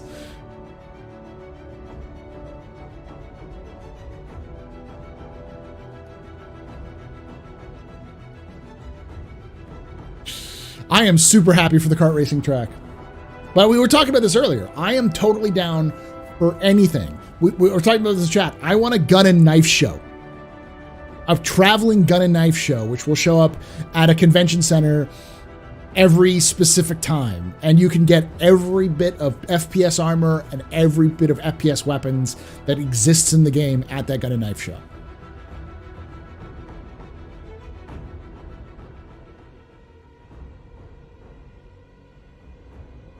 More attention to the 1%, creating parole resentment in the player base. It's at the end I knew certain they were doing a Mario Kart style because of the fun they had with the Pico shell. I mean, all kart racers have a have the origin from Mario Kart. And I'm sure kart racing existed before, like games existed before Mario Kart, but Mario Kart set the standard.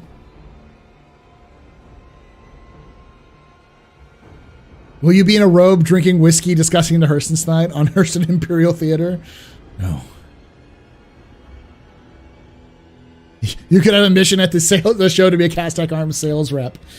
I no joke have with a joke, but no joke, I have legitimately like that. Those are the two in-game endorsements I would fucking die for. Is an endorsement by Castak Arms or by Drake Interplanetary. I've joked that this is, this stream sponsored by Castak Arms because I love their lore. Castak Arms lore and Drake's lore is so brilliant because it's so flagrantly fucked. And I love it. It's the kind of flagrantly fucked where they're so corrupt they end up being the good guys. They accidentally themselves into being the good guys. They're straight up Ferengi corrupt.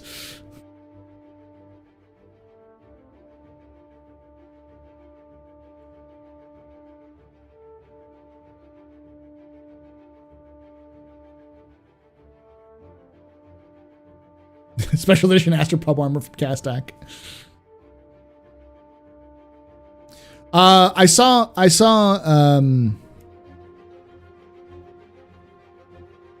Zark Media was here earlier. I don't know if Zark's still here. Again, I said this last office hours and I'll say it again.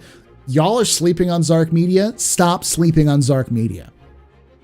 If you like the content I produce, if you enjoy lore, Zark Media has taken the time to find the lore out. They have made they've taken the effort to film properly and to capture things in a way. They've honed their craft to become very, very, very on point as a literal in-game news service. They take all of the news of the verse, including gameplay news, and gamify it. It is fan-fucking-tastic. It is what I want in a content creation. And they put a lot of effort into it. And you need to watch them.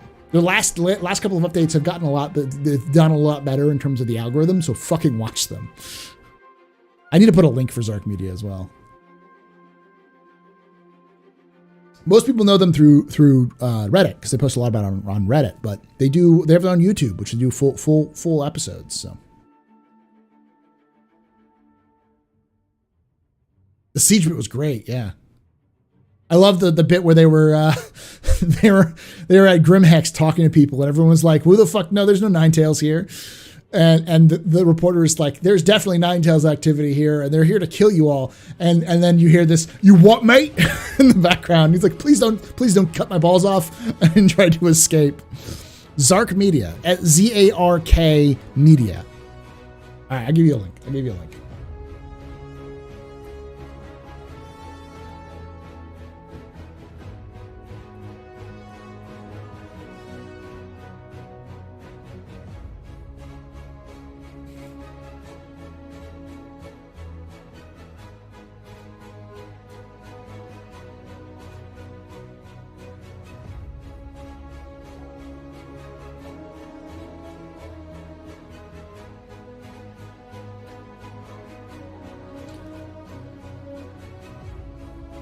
What's good is the escape is actually possible in game. Yeah, they went out the back door.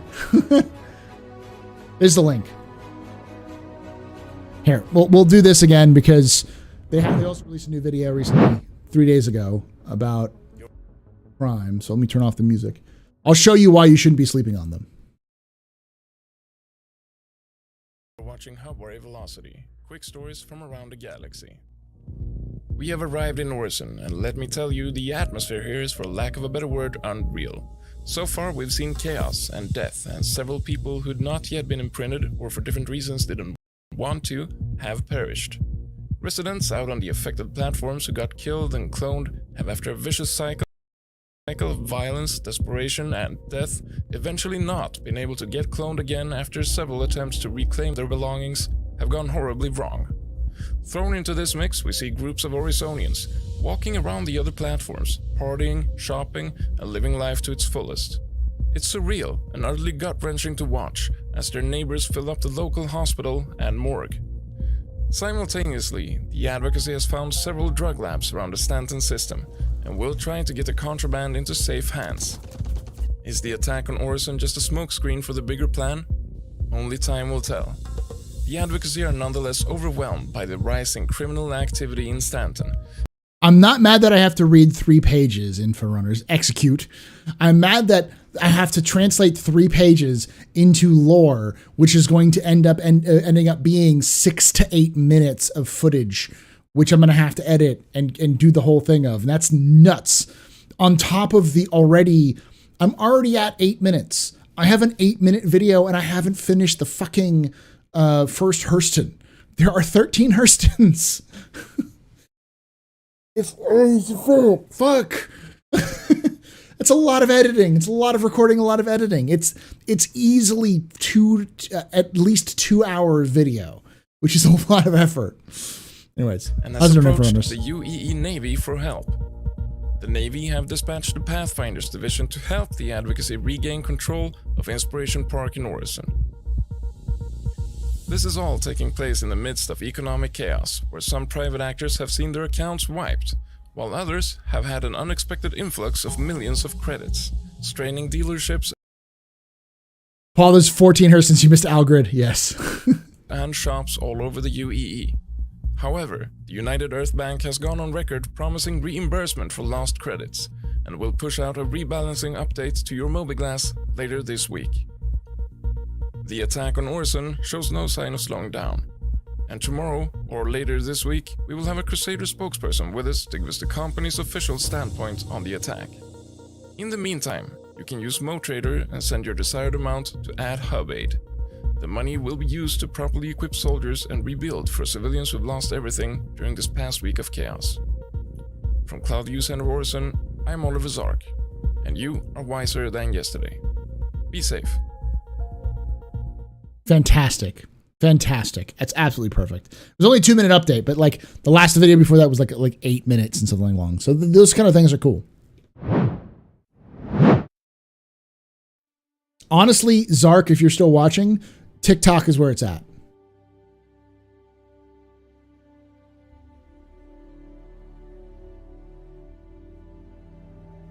TikTok is perfect for that length. And it's not overly flooded. The problem is you don't make a lot of money doing that, but yeah. Yeah, it looks like a real newscast. It's great.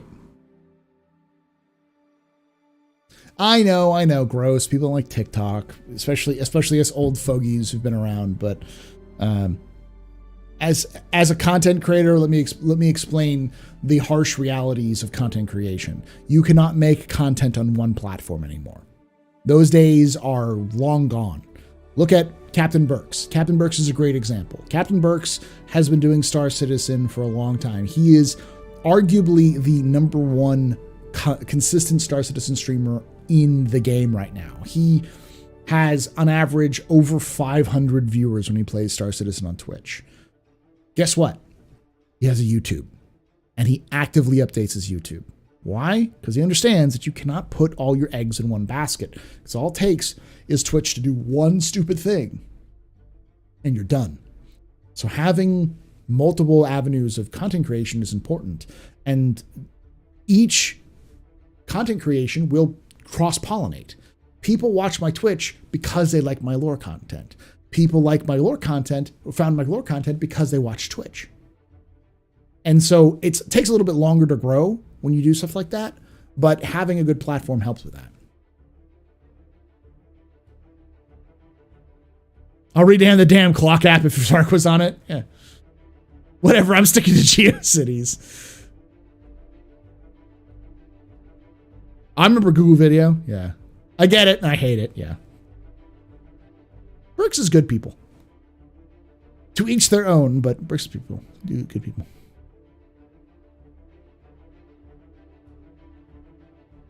Social media is dumb, but if you want but if you're content makers, you have to do it. Yep. You got to do it. Even content creation is social media. This is social media.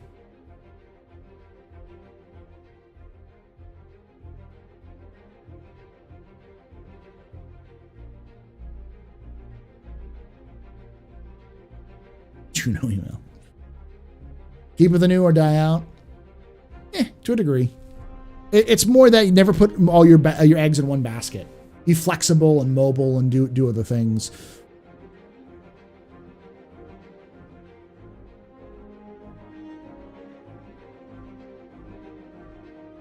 You should move to E-Bomb's world.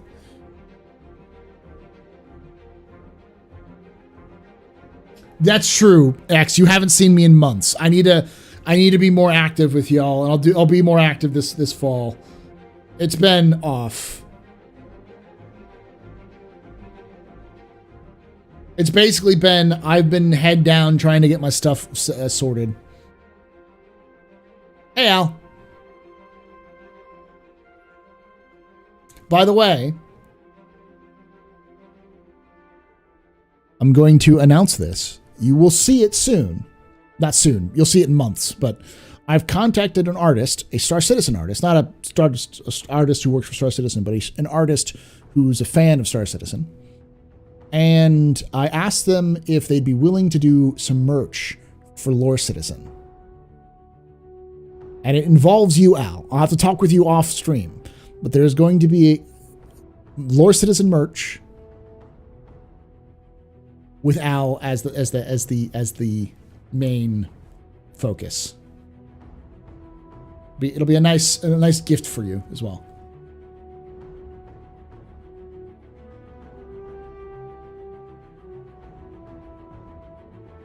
I'm gonna do like just a Lore Citizen logo shirt as well. The Astro Historian logo, that Astro Historian logo as a shirt. I'll do that kind of stuff as well.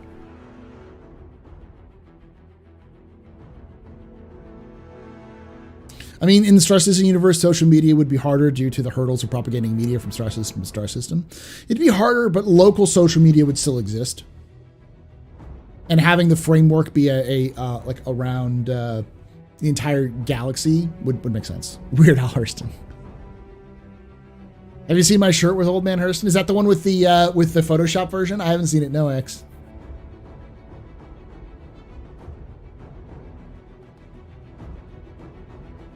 I mean, honestly, and I'll also say this, my plan is to, as well, at some point in the near future, to create a in-verse machinima type series with me talking about lore. I've talked about this in the past, a travel documentary, like a travel show, done in that style with me in game, with, you know, FOIP and everything like that. Called Quantum Travels with Paul Shelley.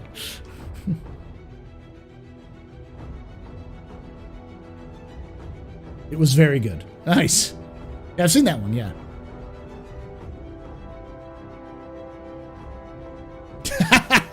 Alice Lorse's were talking on SFF or more in the very tasteful nudes. Ugh.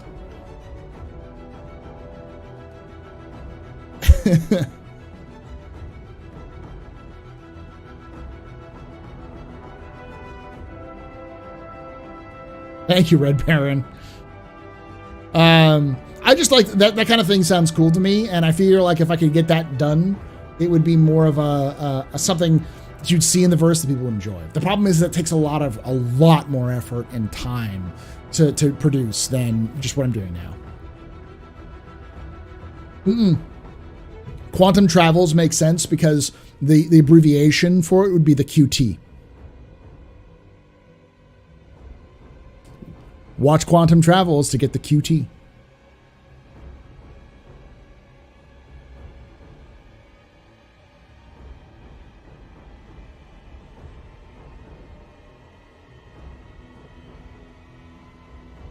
My friend Zed worked at the phone company in the early 90s, and he bought home a phone book of the World Wide Web addresses. Are you serious?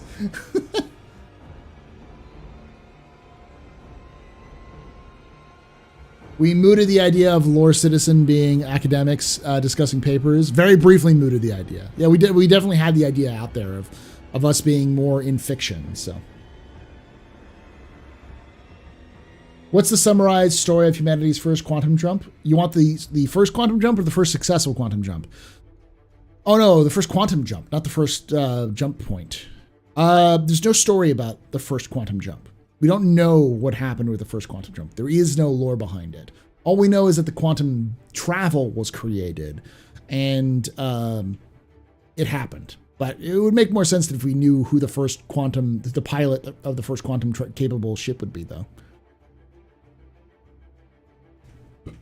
Repair coming in 2023? Most likely.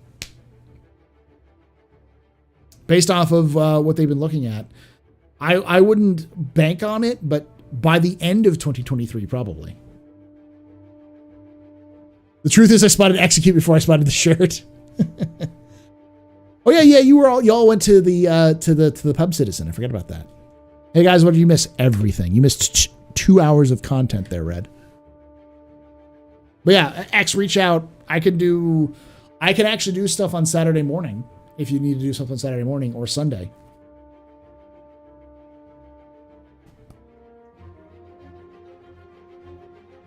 You will hold me accountable for a random ass guess based off of basic and barely information that we have right now. Yeah, sure. I mean, Friday, Al and I have got a lore citizen. We were gonna record it last Friday, but we had scheduling issues, so we've kind of rescheduled for this Friday, and then it usually comes out on Tuesday. So you can always go back and watch the entire VOD if you need to. There, Red.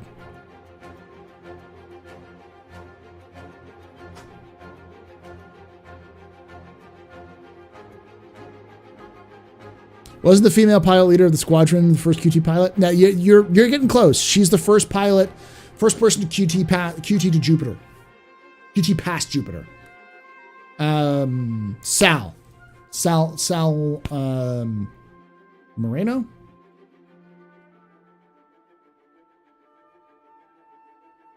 She was the founder and leader of the 999th Squadron.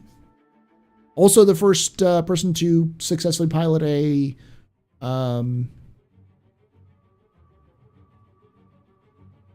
Zeus.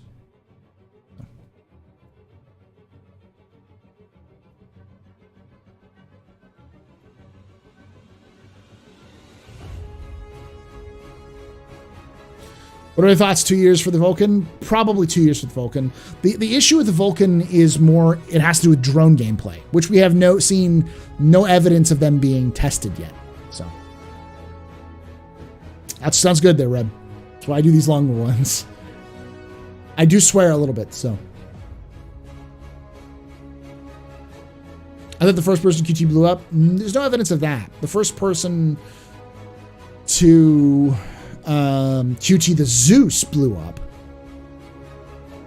Not the first QT ever, because the Zeus was built well after quantum travel had been a thing for a while.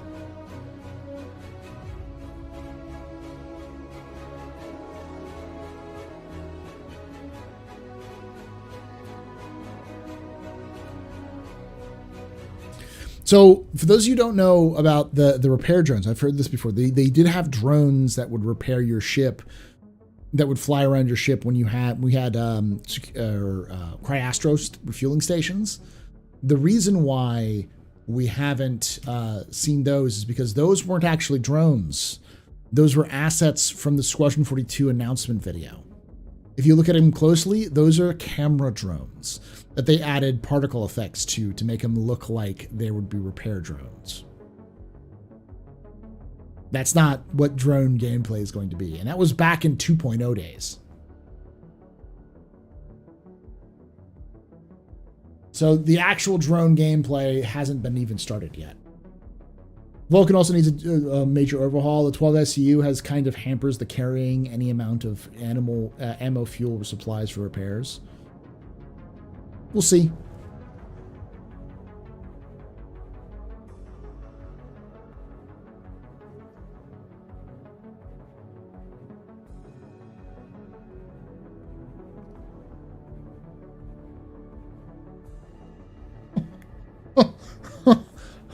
What? Okay. We meme on how long it's taken Star Citizen to be developed. But this headline is nuts.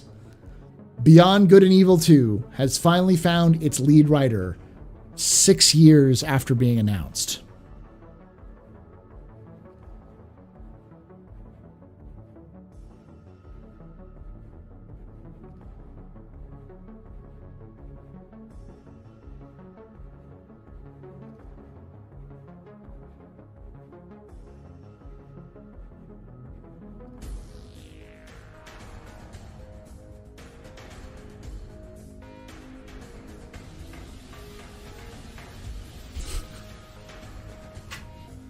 Some trouble development, yeah.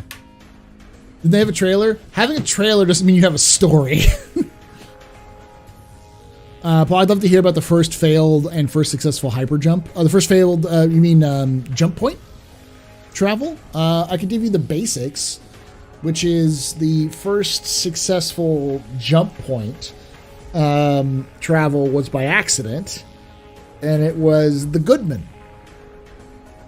The Goodman was a, as Jail will say, very ambiguous because it was from the North American Alliance, which we don't do. It may be old lore.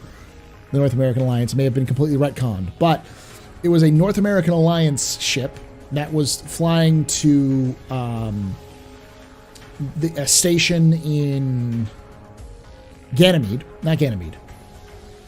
Nesso. A station just outside of the moon of Nesso, in Neptune, I think. And it got knocked off course by a piece of space debris, and its engines went out. And we actually have the last transmission of the Goodman. And we actually, so it was talking to the station that it was going to, and they were kind of back and forth communications and SOS signal, basically, like emergency broadcast. They were talking back and forth. And then you hear this, like, what the fuck is that? And then disappear. And everyone thought that the Goodman had been destroyed. But in fact, the Goodman survived. It got pulled into a jump point and made it to what we now know as Croshaw, and limped its way to a asteroid belt to try to survive and figure out what to happen. But then they died there. They couldn't make it back. But the loss of the Goodman was the beginning of the discovery of that jump point, because everyone cordoned off that location, because after the Goodman got vanished, I think 2 or 3 other ships vanished in the same region. So all of the governments of Earth cordoned that area off as a no-fly zone, because they're there's something weird going on there. Because they didn't just get destroyed; they vanished without a trace, after being tracked on sensors pretty routinely. Which is why it became known as the Nesso Triangle, Bermuda Triangle stuff. And that encouraged one Nick Croshaw to look into this events and try to figure it out. And he eventually did figure it out, and with the help of RSI, built a experimental ship, attached a experimental jump drive to it, went through the jump point and back, and survived. So I think the Goodman is a reference to the Event Horizon. Isn't that the name of the ship from Event Horizon?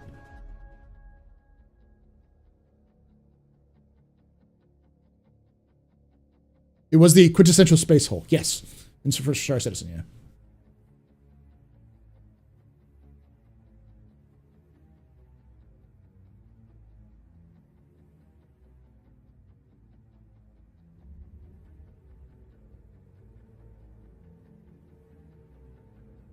Yeah, no. Starfield was always going to be was always going to be a new IP.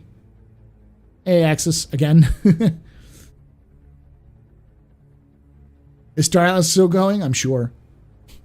I'm sure it's completely broke by now because of the NFT crash, but yeah, I think that was the rescue ship in Event Horizon, is the Goodman.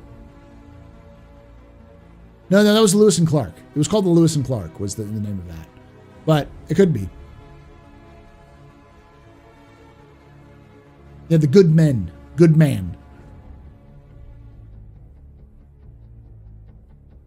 they actually found the Goodman. Hundreds of years later, surveyors searching an asteroid, the asteroid belt, found a weird thing, and actually discovered the Goodman, somewhat intact. Ancient history by that point. It'd been there since the 25th century. No, 22nd century. No. Yeah, it's the 22nd century. And they found it in the 30th century. It's a fucking 900-year-old spaceship.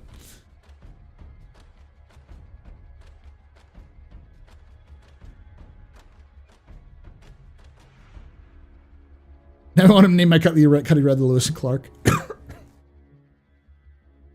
Yeah, Algrid, you're getting some of these whenever you type. These brackets like that.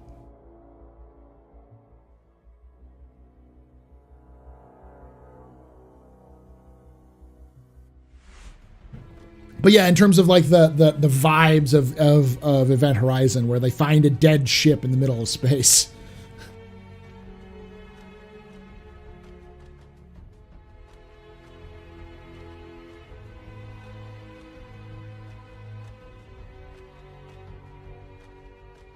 Yeah. I'm sure the yes, I was right. It was called Lewis and Clark. But yeah, the fact that it's around Neptune very much seems like an Event Horizon reference.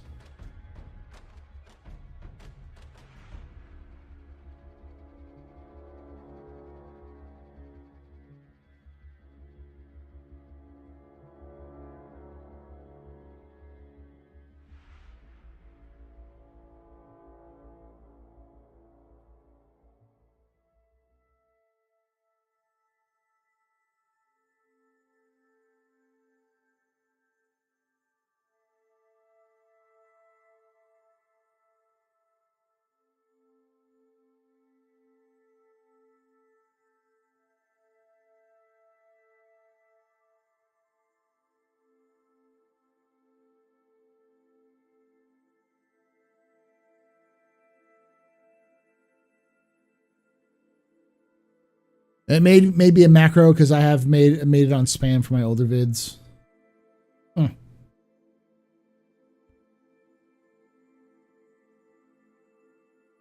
It's a good thing we're getting space poop then. Yeah. Poop mechanics in 4.0. I am the shit lord apparently because I know that poop is happening, but we have no anything confirmed yet.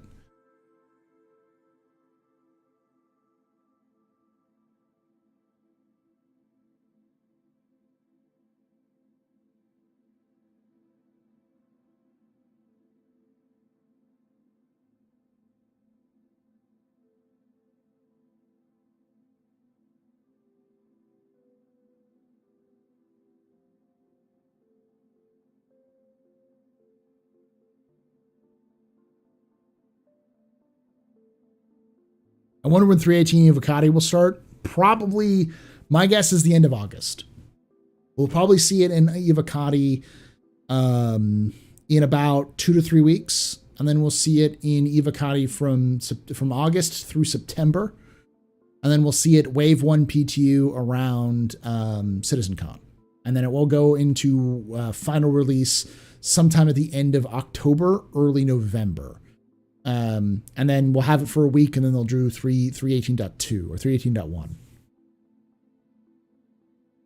We could have a straight up a 318 release at IAE too. That's true. But I think we'll probably have a release of 318 before IAE, and then we'll have the IAE release like a week later. When's the next poop roundtable? Oh, God. Do you ever see CIG release a ship that can rivals the Javelin for players? They're never going to release a ship that rivals the Javelin. They've already said that that's the biggest ship to sell. Could be cool if we find old lost ships, etc., and become part of Star Citizen history. That'd be nice, yeah.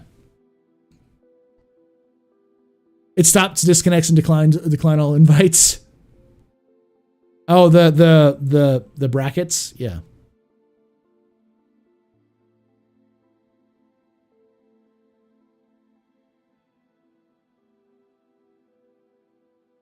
look, if Pyro's still sending out weird Nova phase mega flares, it might be worth to be able to construct the anti-radiation poop wall.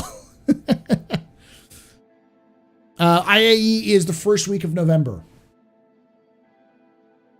So usually around the first week of November. Sometimes it gets pushed down to around Thanksgiving for US fans, but 318 is packed. And remember, what we're seeing right now is probably only a small portion of the full release that's going to come out for 318. Yeah, we won't see a 318.2, but I think we'll definitely see a 318.1. Hey, Differs.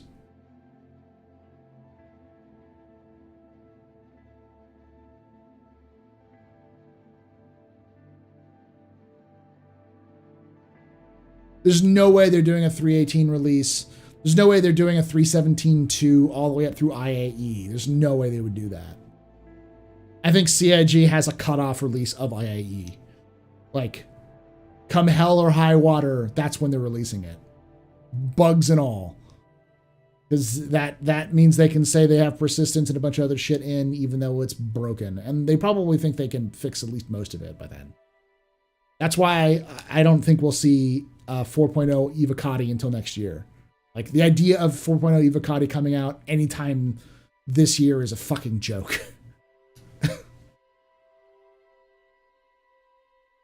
Also, the reason why I don't want to do, I don't want them to do 319, because I think it's a stupid idea. Hey, a tip. Red super chatted $19.99. Whatever happened to the helmet on and off animations? It looked like they were almost done with it. PS beers on me. Thank you, Red, for that $20. 2 words. Distress bacon. They seem to have stopped it. I think the reason why they stopped it was because they were going to go back and rework all of the suits. They were in a phase where they were going through the suits and remaking how the suits function. And they likely were getting to a good phase for the helmets, and then they said, hey, but if we got to change how the suits functions, and like helmets being taken off and then like attached, that kind of stuff. 4.0 has got to be the pizza patch. Man, if 4.0 has pizza in it, I will say it's the best patch of the universe. I don't care if it's a 4.0, if it's 4.0.1.3. If that patch comes out with pizza, I will say that is the Jesus patch. I really want to clip my helmet to my belt instead of forgetting it in some inventory. I agree. You're happy you can buy beers at the ship inventory now at Orison. Yeah, but you have to go to Orison for it. What are you reading the monthly report? Probably in the next 5 or so minutes. I'm going to use the restroom and then come back. All right, be right back, y'all.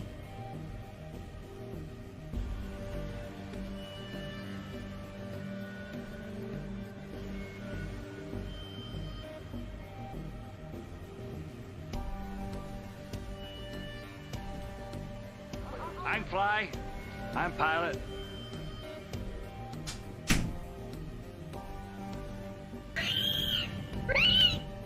Weapons free, y'all. 2 words. Distress bacon. Everybody and his dog calls 2 himself an words. outlaw. Distress bacon. Good news, everyone. Everybody and his dog calls himself an outlaw.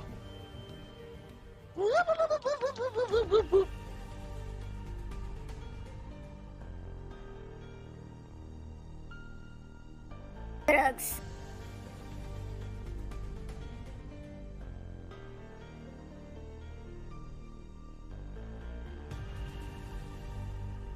Good news, everyone.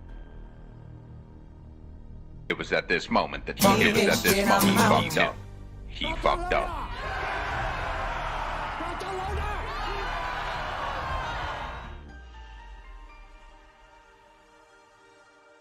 Hello, I like money. Bounty hunting is a complicated profession.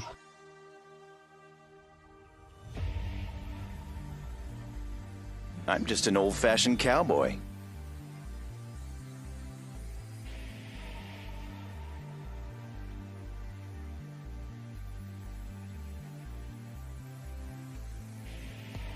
as it as well, if you have coin. Weapons free, It was y'all. at this moment that he knew. He fucked up.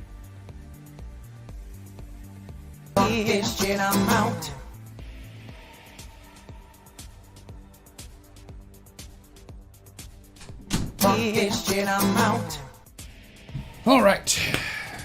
Monthly report time. I just ordered Little Caesar's pizza. Hey. Can't go wrong with cheap.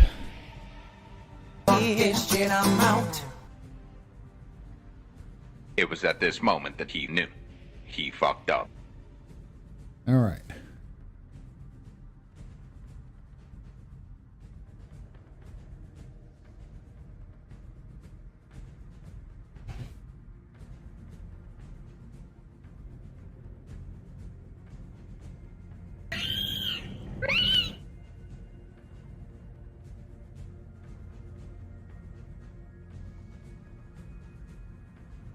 TG's going to add pizza and a 319 patch just to fuck with me.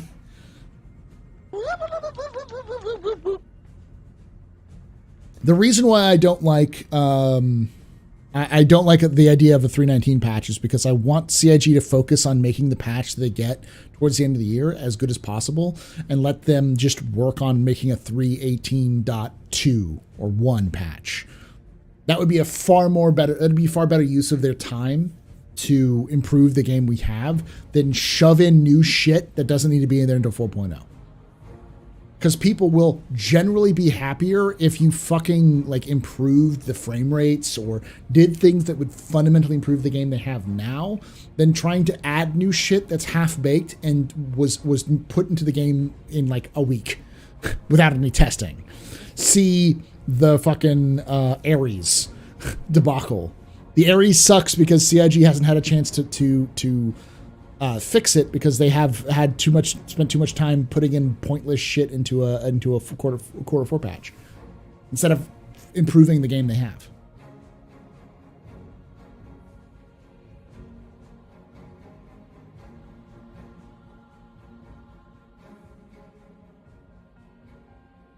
Yeah, we'll definitely see Jax this next event. Him going off to Pyro is a stunt. Yeah, I don't want a pick Christmas patch either.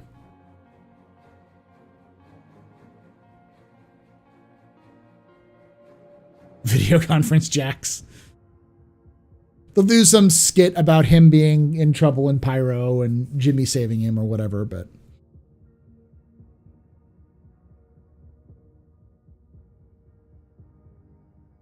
Paul, good to see you. So much Star Citizen for you. So much happening. There's a lot happening, Soulless. Yeah, there's a lot. Speaking of which, let's get started on the monthly report. The fucking hour-long monthly report. Jimmy's going to save him in a Corsair. That's what's going to happen. It'll be a sneaky Corsair commercial. Okay. 11. Restarting it. As I've said before, I cannot respond to chat, so if you ask questions about the chat, I'll have to go back and watch it later, and this is going to be over... Fuck. It's going to be probably over 30 minutes of me doing this capsule, so if you have questions, save them to the end if you're going to hang out. In fact, what I'll do is I'll add the captain's table question, see if it's still good. Oh, we got a hype train incoming. I didn't see that. The Silky gave out community subs and Rain Bryant did a tier 1 sub. And Blizzard did a sub. Holy shit. Thank you for all that, y'all.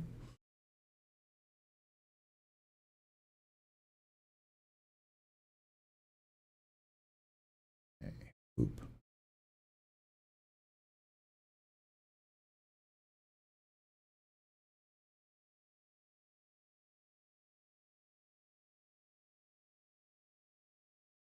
Holy shit. Silky gave out 5 subs. Colonel Mordo gave out 5 subs. All right, we're just gonna do this. Oop. No, that's wrong. Boop, boop, boop. Boop, boop, boop. Boop, boop, boop. There we go. Giving you all beers. You absolute mad lads. Okay. Let me, yeah, this is the Captain's Table question has been activated. So if you have a question, ask it on the Captain's Table questions. A little coin icon down below. Click the Captain's Table's question and put in your question. So if you have a question for me or a comment you want to make while I am doing this capsule, so I can't see you, that just make sure you do that one. Okay. Whew. Okay. I'm going to minimize that. Get another drink of water.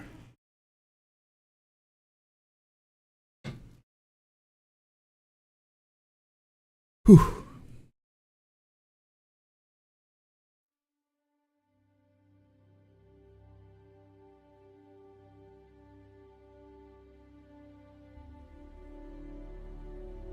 Hello and welcome to another capsule. That's right, this is an Office Hours capsule. I know it doesn't seem like it, but this is a short section of our Office Hours streams we do on Thursdays. We take a look at the latest news for the game, for lore, updates, all sorts of things. And this is our monthly report. The monthly report is for Star Citizen for July 2022. We've been doing this all of this year. It seems to have been fairly well received. This is not a summary. I always kind of talk about this ahead of time when I do these because I want to make sure people understand. I don't think that summaries are bad, but I do think that to get the best context of what's being said, it makes a lot more sense to just read the monthly reports. I will put the monthly report link down below if you're watching this on YouTube after the fact. Make sure you click that and read it yourself. If you absolutely cannot do that, I am going to read practically word for word the entire monthly report. That way you understand everything that's been done, and I'll give you some context and my own thoughts as I go through it.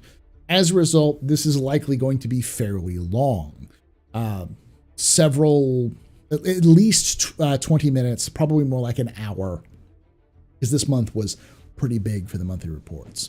So I suggest grabbing something to drink, grabbing something to eat, or, pull up your work that you need to work and listen to this while you're doing that. Without further ado, let's get started with the July 2022 Star Citizen monthly report. All right, PU monthly report for July 2022. Welcome to July PU's monthly report. With Alpha 317.2 making it to the live service at the end of July, most teams shifted focus on tasks for the next patch release and beyond. For this month, you'll see progress on various dependencies for persistent streaming, Pyro, and the economy, and more. Read on for all the details. AI content. Last month, AI content dedicated a time to bug fixing existing features. They identified the top 20 usables that the AI interact with and set out to fix as many issues as possible in 2 weeks. The issues were triaged and arranged into 3 categories: bugs that AI designers could solve, bugs that AI animators could solve, and code issues not solvable by AI content. By the end, approximately 50 issues had been solved before the team returned to feature work. So they did a little bit of bug fixing. July's feature work included supporting the weapons vendor setup by creating a weapon pickup and place animations, progressing with locomotion polish mentioned from last month, and retargeting overlay animations to the female skeleton, which is something they've been working on for a while for the female skeleton, redoing it because they're not just overhauling the female skeleton for Squadron 42, but for the PU as well. So they're kind of reworking that whole thing. Mostly because, if I remember correctly, in Squadron 42, they recently started working on the female character model for the player. So they were doing all of those reworking for that. Because for those who don't know, it's actually a little bit smaller. The female models in the game, they're a little bit smaller than the males are in terms of height.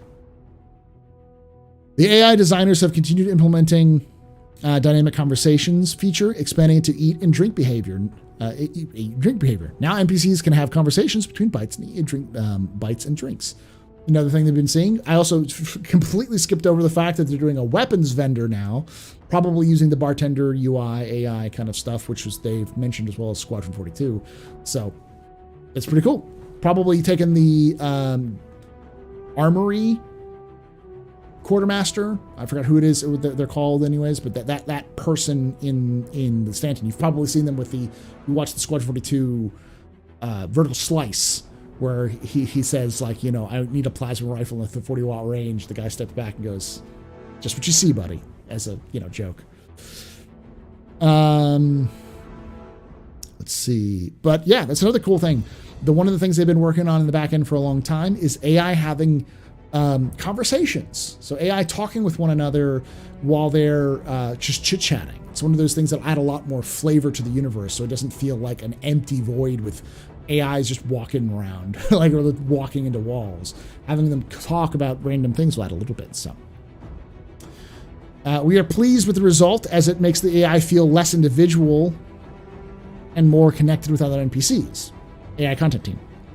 AI engineers will now also seek out colleagues at wall panels and work zones, e.g. broken pipes, to start conversations. They're currently working on implementing chatter for AI in bunk beds and arcade machines too. Very Squadron 42 heavy for that one. AI features. For human combat, AI features continue to work on tactic selection, including implementing a more data-driven approach to setting up the scoring factors in DataForge. This will allow the designers to quickly tweak values to produce the best possible range of combat behaviors for the situation, including with multiple combatants with different setups and ranges.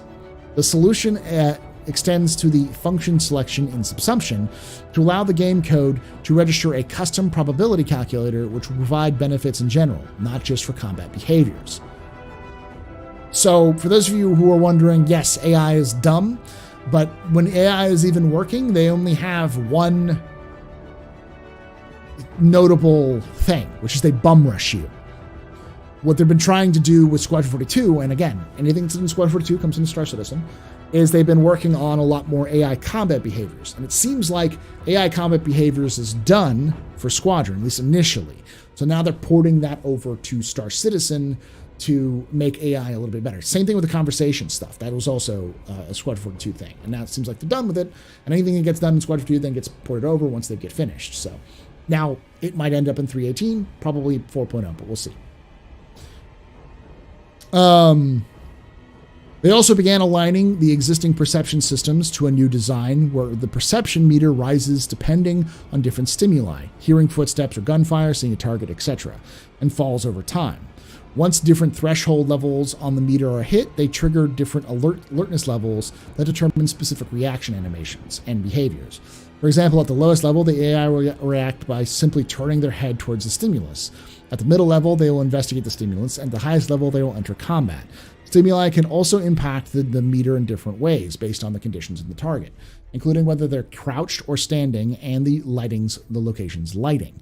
There was something that was brought up in the roundtable that I was on with Space Tomato, which I'll try to put up here for those of you who missed it. Go check it out. It was me, Space Tomato, Level Cap, Morphologist, and Avenger 1. We're all talking about, you know, old pillar talk style, just talk about the game. One of the things we brought up was that the AI is dumb. Like, they should be seeing you in certain situations and they don't react. This is part of that change as well. They're trying to add that. And this is something that's been going on for a long time, where they've had different situations where the AI wouldn't hear you if you were walking outside of a room, if they were in a different room. But if, you know, they shined a light on you, they might be able to see you. So work also started on investigating behavior, with the devs implementing a system to allow NPCs to determine potential enemy hiding spots, check them, and keep the track of which ones they've seen. The next stage is for NPCs to share information so they can cover a level together. They're also working to improve the consistency of cover selection using the automatic cover generation system. They're also planning to improve the quality of cover and provide more information to the AI so less decision-making has to be made at runtime. That was the thing where they've removed the AI from the DGS and put it into a separate service, I think is how that works. They also blocked out animations for human AI mantling and vaulting to give NPCs more locomotion options than moving around the environment. Cleanup and timing tasks were also completed for Spec Ops animation sets. Nice. It seems like we're going to get all that variety that's been in Squadron 42 or been made for Squadron 42 is finally making its way to Star Citizen. Does this mean it's coming in 318? No. There's nothing in here that says that. But I wouldn't be surprised if it did, just based off of the timing. AI tech. During July, AI tech focused on extending the functionalities required to traverse navigation islands using special actions. This included implementing new adapters for navigation links to include mantling, jumping down, and vaulting. The basic idea is that using all the existing markup, we want to allow NPCs to perform similar actions to the player in the environment. For example, we adjusted the ledge options to include specifications that evaluate the nav mesh and link multiple islands correctly. Very cool. So you'll start to see, if you start mantling up things, AI might start chasing you. They also continued R&D on seamless transition into usables. This time they implemented a cleaner and more reliable system for sharp turn animations, giving more natural movements to NPCs following paths around corners. This allows NPCs to feel heavier and show weight balancing when moving over sharp corners. Very cool. If they're improving the reaction time and the different styles of AI, then they'll need to have that as a heavy NPC grounding a corner is going to be cornering it a little bit higher, and they'll probably have less time to react, so you'll be able to gun them down faster if they're turning around corners. Doors and corners, kid, that's where they get you. That's cool too. Progress is also made on the locomotion refactor. Last month, the team began improving how AI actors process movement, which will allow them to decouple movement requests from what processes it. This is an important change to better support multiple path followers used in different contexts. For example, actors, creatures, or NPCs driving a vehicle or pushing a trolley. They're currently preparing to integrate this into Squadron 42 branch and verify that everything works as expected. Very cool. Like I said, yeah. Process movement, allowed them to decouple movement requests from what processes it. Okay. Again, it sounds like they're decoupling the AI NPCs from the AI from the DGS, the dedicated game server. So, might be wrong with that one. Let me know in the comments if I am. For the subsumption editor, within the Sandbox tool, AI Tech implemented new functionality and stabilized the tool to finally open up the usage to all designers. A better AI debug UI using IM GUI is currently being implemented to allow the devs to select and inspect NPC behaviors. The tool can split the NPCs present into each zone, select multiple NPCs, and inspect their properties. Very cool. Easier to manipulate AI and see what's going on. Progress was also made on ship reinforcements for Alpha 317.2. The team made the feature more robust by adding better monitoring of the disembarkment process from the pilot's perspective. They also added an abort phase for the dropship in case the drop location is occupied, and the pilot can now monitor the presence of a player inside a cargo area. They also fixed several bugs relating to slow reaction time and desyncs / teleports. These issues are mostly caused by low server frame rate, but the devs optimized the code and implemented tweaks to allow the code to better handle some of those situations. They still don't get out of the ships, but it's a good start. AI vehicles. In July, the AI vehicle team finished enabling AI to use different ship modes. AI is now fully integrated with the ability to swap modes when required by the task they want to perform. Designers will also soon be able to give AI access to higher SCM speeds when designing behaviors. Bug fixes were also made throughout the month, including an issue with the Fly 2 not computing an efficient path, and dive attacks not ignoring driverless spaceships.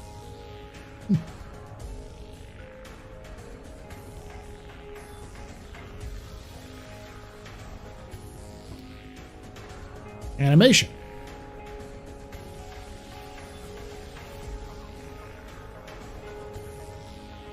Last month, the facial animation team further developed female vendors, outlaws, rescue and transport, and continued burning down emotes. Burning down just means making them. The motion capture team is currently building their new studio, which should be live by mid-August. Good to know. Art characters.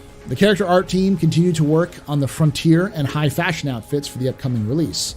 They also progressed with marketing items for both subscriber program and upcoming holiday events. Arts ships.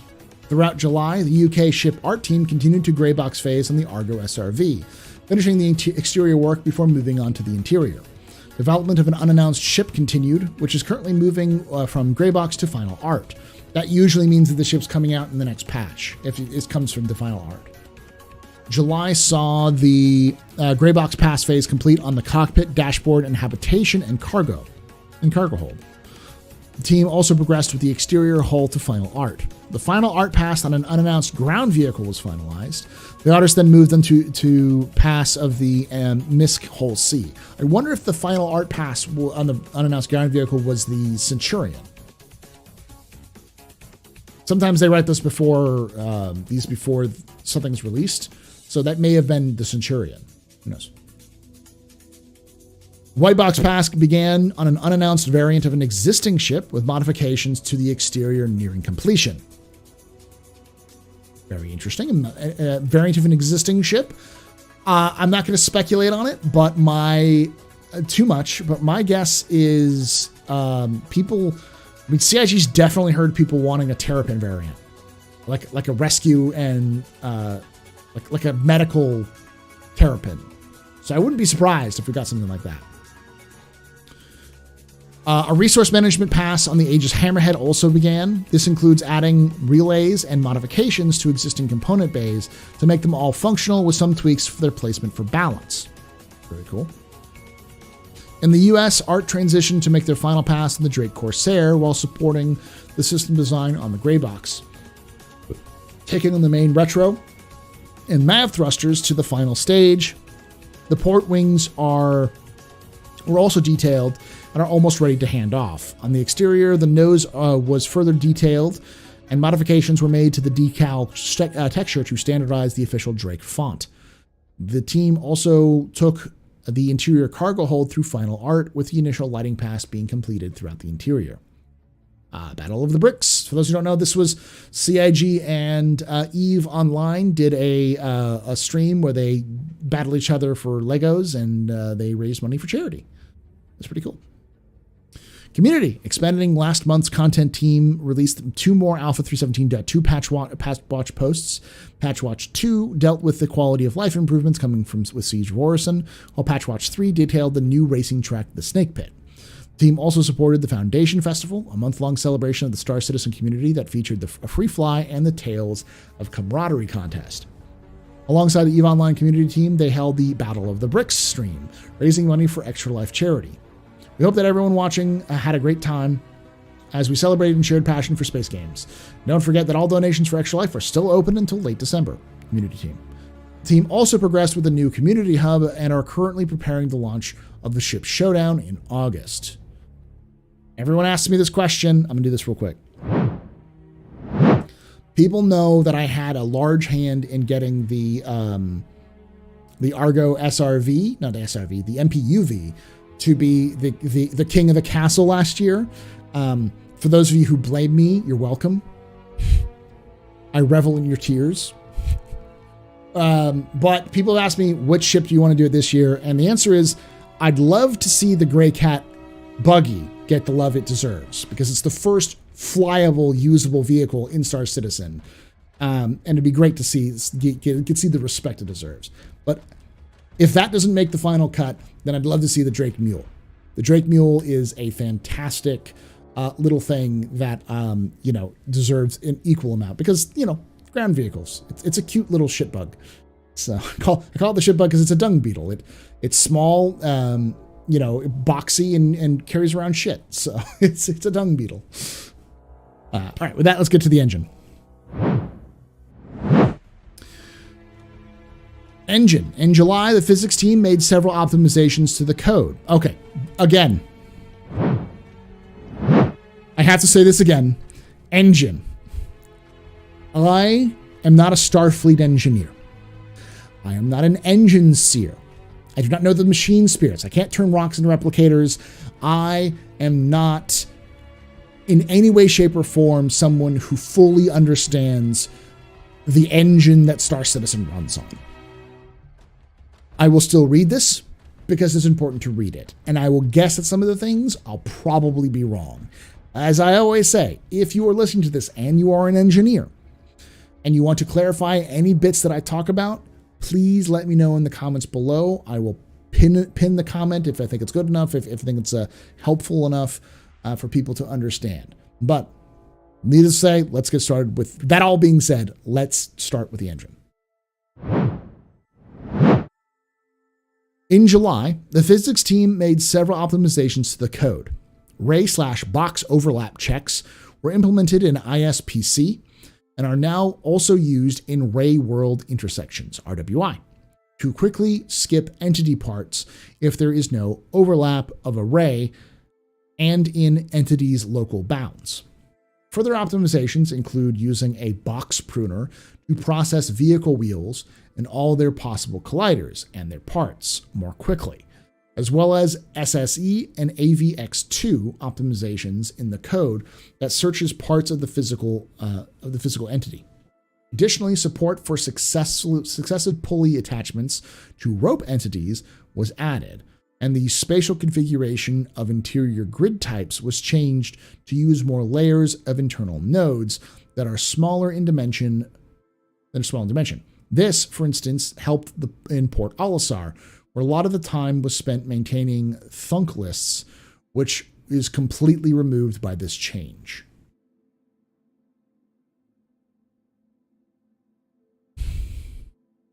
I have no idea what they just said. If you do, let me know. I see rope mentions and pulleys. On the renderer, the Gen 12 transition continued. For example, Gen 12 Scaleform, UI, rendering was enabled by default. Support for MIP map generation passes was added, and material overrides for the rendered nodes are now supported, including for multi-materials. The depth pre-pass submission is now skipped if motion vectors are rendered. Thread synchronization code in pipeline state object, PSO, cache, refreshing, as well as the shader system was improved, and unnecessary stencil tests for the shadow map stage were removed. The render loading thread was replaced by a video rendering thread, which is needed for the sole purpose of rendering UI white in the game. Sole purpose of rendering UI while the game is loading. It's like you need that just to render white, the color white. Lastly, a bug that was crashing the video driver was fixed, and the entire render code was changed to successfully compile via include what you use, IWYU. Various issues in the form of buffer overruns and low-level VFX renders code were also fixed. The Gen 12 ports of atmospheric and volumetric cloud rendering continued as lookup table generation for atmosphere as well as volumetric cloud pre-processing steps were successfully moved to execute through new APIs. The rendering of legacy spherical clouds was moved to Gen 12.2 and can now also render as part of the deferred pipelines forward stage, which will be enabled soon. This recent progress also resulted in various suggestions, some of which have already been implemented to refine the Gen 12 APIs for special cases so they can be ported straightforwardly and integrate better. Lastly, work on porting the remaining passes for atmospheric and volumetric clouds will commence in August. So a lot of stuff on the Gen 12 side is being added. Clouds are now rendered in Gen 12, which I believe was one of the last things they were looking to do. And height maps is the next big one. And we haven't seen anything on that. So we may see some of that other stuff. Well, it's not added. They haven't finished the atmospheric and volumetric clouds. It's starting in August. But they've said that Gen 12 is coming almost entirely with 3.18 is the plan. So on the core engine, entity lifetime code was adjusted for the new needs of a server meshing, with the goal of it being easier to use as well as creating a more refined feeling of persistence. A time-sliced entity density manager was implemented as part of the reworked entity lifetime server meshing. The background job manager was changed to better cope with the very long-running preempted background jobs to reduce runtime stalls. For example, stalls occurred skulls during shader compilation. Furthermore, component lifetime now has a cheaper custom weak pointer approach that the current STD shared _PTR cannot provide. Moreover, star hash bind calling of the subzones was significantly optimized. The ability to set hardware, data, breakpoints from code was fixed. And lastly, Linux thread priority changed to use real-time FIFO scheduling. The remainder of the time was spent supporting Alpha 3.18 and bug fixing 3.17.x, especially analyzing the impact of 100-player servers.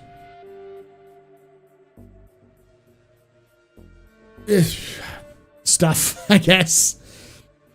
Last month, the Arena Commander. Last month, the Arena Commander feature team fixed issues in both Arena Commander, AC, and Star Marine, SM, including some with map and game mode selection, scoreboards, level geometry, respawning, and AI spawning. Our community has been very helpful in identifying such issues as they appear, which we greatly appreciate. Arena Commander feature team. Additionally, onboarding improvements have made to how quickly and easily players get into sessions. Investigating into getting PU-based locations as environments in AC and SM also continued. Very cool. So we might see some more maps. I think that's when we say the snake pit is coming in as a map, so we might see stuff like that. Some changes to scanning, ping, radar design were implemented to both vehicles and FPS gameplay to allow players to find and identify contacts with greater ease. Finally, bugs were fixed to give the community as stable an experience as possible. Features, character, and weapons. With the new actor movement synchronization enabled for PTU, July saw the team focus on fixing issues, specifically with the extrapolation, when a local machine tries to predict what another player is doing. Extrapolation is necessary when network latency prevents data from arriving regularly. Incorrect prediction results in the player appearing to teleport or rubber band. When up to date, data arrives from the server.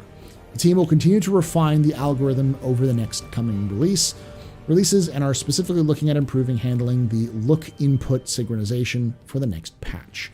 That's good. I didn't think that they've said in the past that they weren't going to really look at that until after they got server meshing done, server meshing and persistence in. The fact that they're starting to look at that now means that we might have desync locked down a little bit, teleporting and desync stuff. But maybe not. We'll see.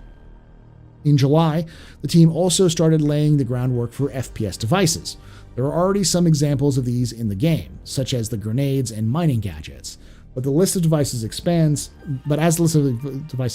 the team wants to take a more systematic approach to ensure the setup and flow are consistent across the board. Earlier in the year, the team reported work on the code-driven IK. This system is now been combined with a dynamic hand placement feature mentioned in the last month. Together, this ensures that animators have control over when to use hand placement or not, as well as tweaking some of its settings directly in individual assets. This has allowed the Maya-side interface of this new IK system to mature further with several quality of life improvements. Cool.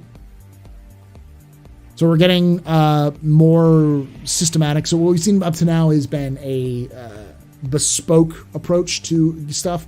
They're looking to try to get that entirely moved over to more systemic approach, where like all devices are using the same animations and all that kind of stuff, as well as smoother animations for weapons and weapon holding. The code-driven IK allowed them to players to hold weapons in different positions, so you didn't have to always have this weapon, your hand in the same location. It would vary depending on what the weapon was, and it wouldn't be they'd have to go in and physically animate it. It was just dynamically placed where it needs to go based off of what the weapon's holding. So it's cool. Features, gameplay. The features team continued to develop life support and engineering gameplay. This included work on the MISC Hull A, as it's the first ship with interactable relay points that control resource distribution. The power plant and fuel tanks now power the system using the new tech. The UI was extended to allow players to control the temperature per room. Hull scraping is progressing well, with the team focusing on creating commodity boxes and repair ammunition at the dedicated filler stations in the Reclaimer and Vulture. So this is big. What I believe this means is, first of all, we're getting the first pass on, if you see, it's very old now, but there was a relay system that they showed where power and fuel would be transferred between these nodes. And if you took out one of those nodes, then power would no longer be able to flow to that part of the ship and it would have to take another route. If you took out enough nodes, then the power would not be able to travel to, say, like the front of the ship, but could still work in the back. They should use the hammerhead as an example. This looks like they're trying to do that with the whole A to kind of see that. That also included things like using fuel to start up your power plant. So your power plant will always run, but it needs a little bit of your hydrogen fuel to kickstart it, which is pretty good. They're also talking about using temperature per room, which is a pretty big deal. That means that you can change your temperature per room. So if someone boards you, you can drop the temperature down to as low as they possibly can get to screw over people without the right gear. So that's pretty cool. The other thing was hole scraping and a mention of repair. We might legitimately get repair in 3.18. Basic repair, it's just the reverse of hole scraping. Hole splooging? hole attaching? I don't know what it'd be. Reverse hole scraping. So that might be coming in as well. But here's, this isn't the first time we've seen that repair. It's not the first time we've seen that repair. Repair like that has been mentioned multiple times in the previous months. So. Hull mending. Okay, hull mending. Graphics, VFX programming, and planet tech. July saw the implementation of dynamic bit set data structure, which replaces the T-joint bit set, as well as the investigation and testing of offline damage maps with persistence. The team also worked on separating CPU and GPU implementation, ensuring they result in the same damage map. The team finished porting gas clouds to Gen 12 and fixed several issues, including a GPU crash related to the feature. Work continued on Vulkan's scaleform functionality and particle mesh rendering in Gen 12. Progress was also made on port refraction and light beams to Gen 12. Canvas detail texture streaming was sped up, and image testing now waits for it to complete. Support for the silhouettes on the editor entity objects was added alongside improvements to render item sorting to make it consistent at different runs. Hair color and specular improvements were finished for the hair shader. They were also updated to tessellation and displacement on the organic shader. For jump points, the team focused on branching tunnels, which include fixing situations where the connecting segments self-intersect. Planet Tech team made improvements to the world and biome builder by moving mesh building to background jobs, substantially reducing shutters in editor. There were also fixes for mismatching physics meshes on servers, as well as a refactor of procedural entities, which improved planet loading time. 4-point Brezier curves were also added to river generation alongside general improvements to river placement tool. Collision detection was added to Rastar to prevent modules from being placed where they overlap with Geometry 2. And this is the new sand caves that we saw in the roundup. So.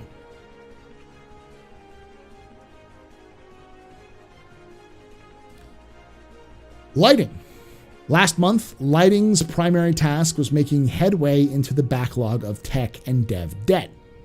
I often get asked questions about, well, what about tech debt? Because people just learned about that recently and want to talk about it. Star Citizen's got massive tech debt and they're never going to catch up. This is the answer. They do regular updates to the tech debt all the time. They usually spend, it seems to be like once a month, they go back and kind of rework through old tech debt to try to improve it, which is one of the reasons why things seem to be a little slower, because they also have to go back and fix older issues. This is a list of tasks or bugs that have built up that have either didn't have time to work on or weren't high enough priority to tackle immediately. For the most part, this work entailed entailed minor polish notes for Orison and fixing minor bugs across other locations. They then moved on supporting the new sand cave location archetype. Compared to rocky caves, also known as Dwayne Johnson caves, sand caves feature more natural dappled light filtering in from surface above to create a very different mood and atmosphere. They also completed a lighting pass on the upcoming Origin 600i and Crusader Mercury derelict crash sites, integrating the nearby settlements into the landscape and stripping out the lighting from the ships. Lastly, they worked on whole lighting pass for the upcoming racing circuit being added to the Orison Convention Hall, which we heard about today.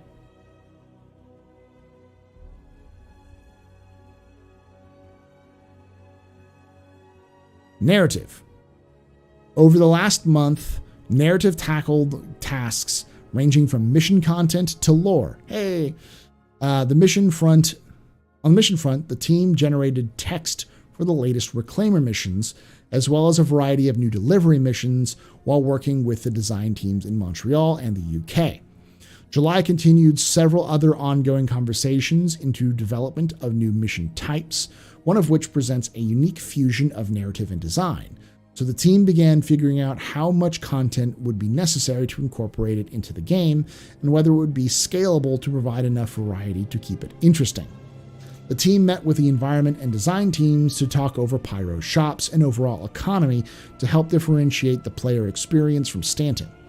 To help support this, the team continued to work through the mocap data for the Frontier vendors captured at the end of June to get it all into the pipeline. 2 new narrative designers recently joined the team, who have been initially tasked to other teams to learn the setup and software. These roles will ultimately provide narrative support in the technical areas of design, setup, and voice packs to make the characters and locations feel closer to the intended vision and tone.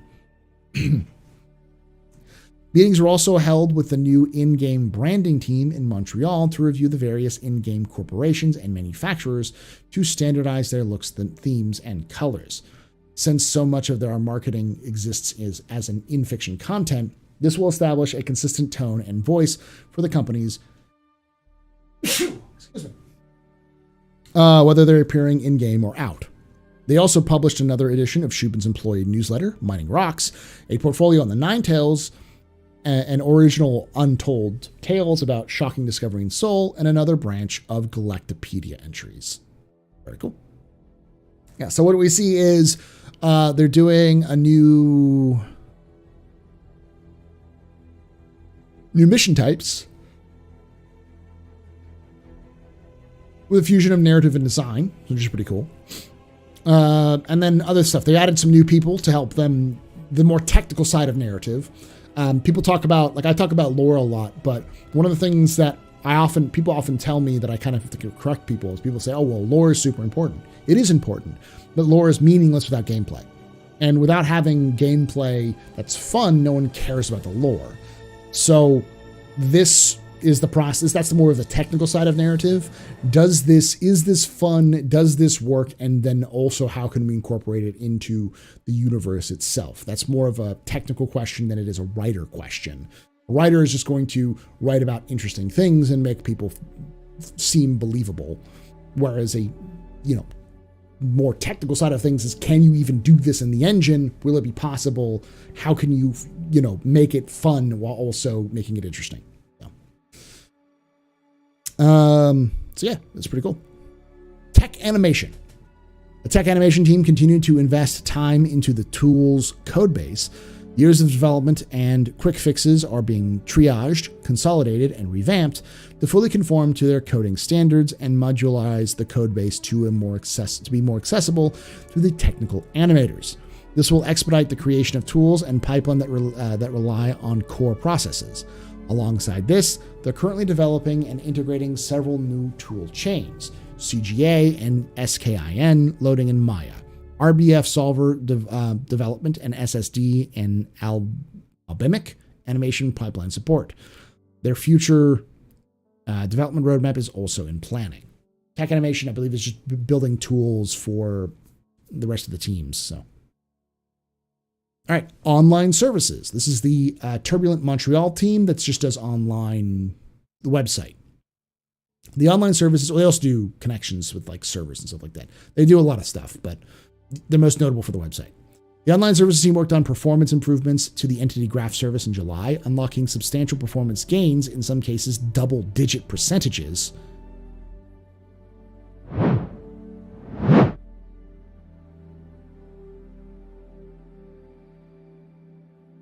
going to read that again. Online services team worked on performance improvements to the entity graph service.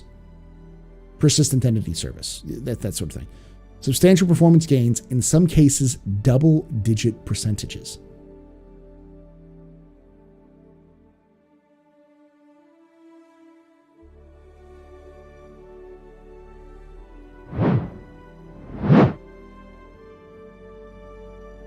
Bug fixing and character reset testing were done for the new login flow.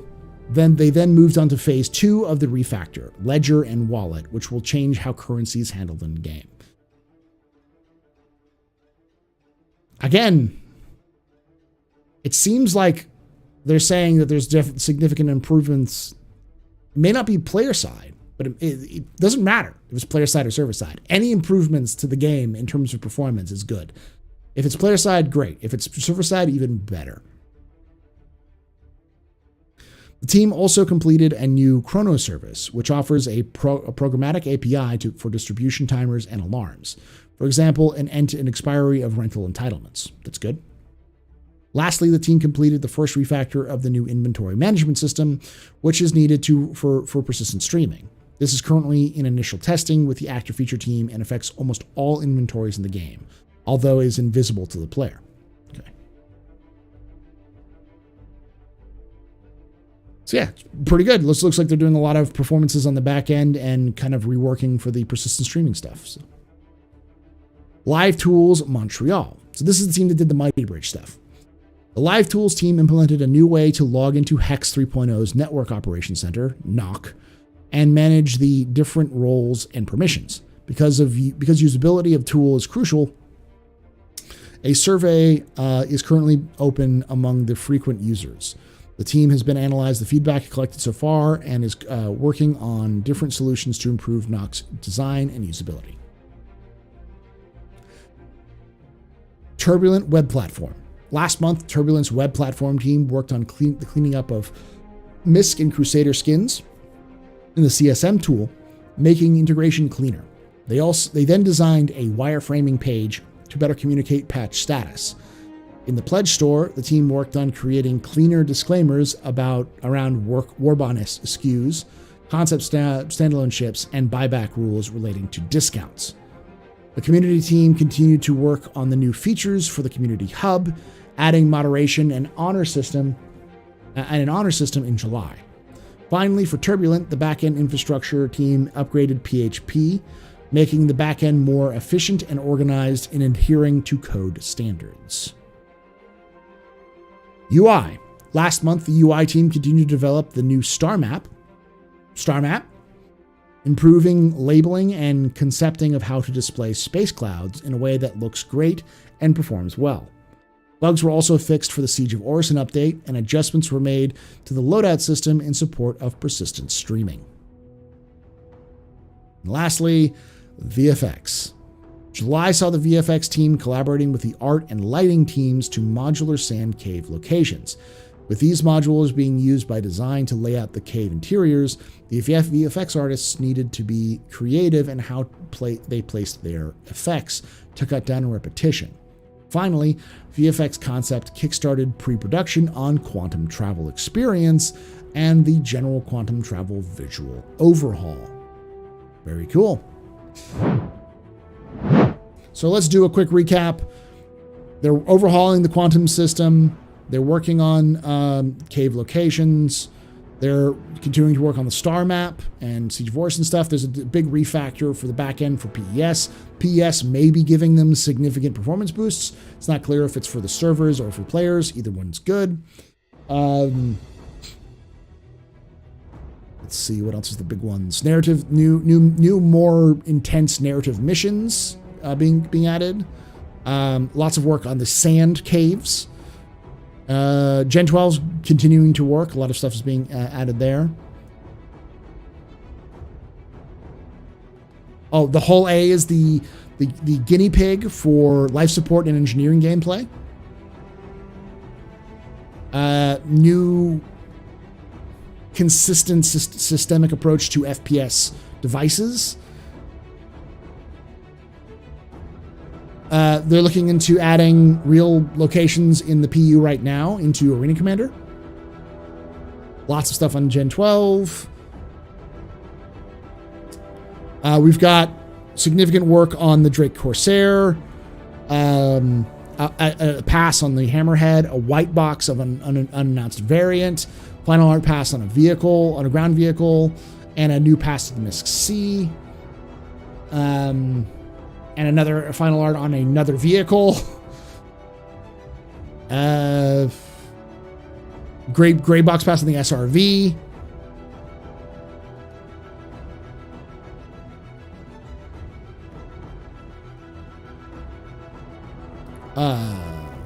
Some of this other stuff.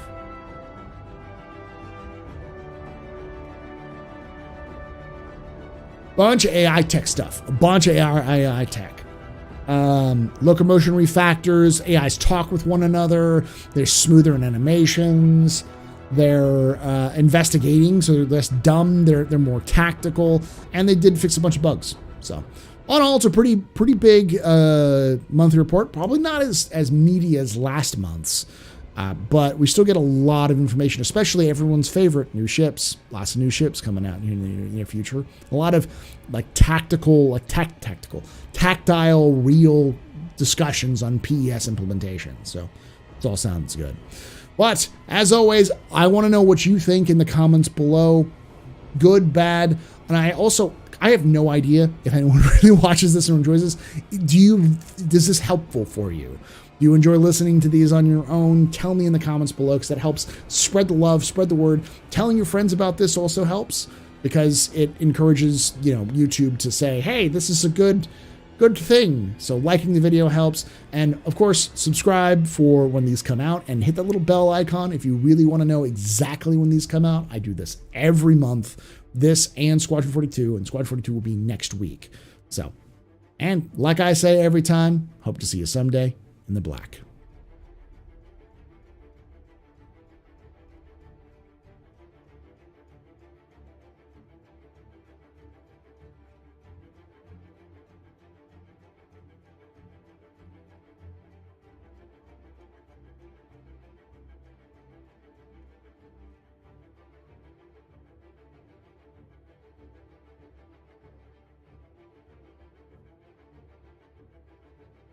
That's the link to the monthly report.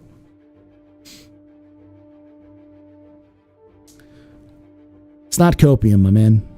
We've been seeing for a long time. All right, so a couple of things. Gib Corsair, Gib Pyro. It's going to happen. Why are the Darelock locations heavily weathered, but the trees around the crash ship look freshly broken? I don't know. Bring that up with CIG.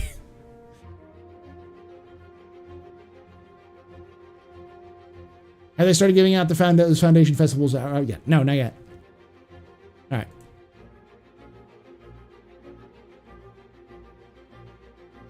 Can we ban the word copium from chat? No, because I like using it too.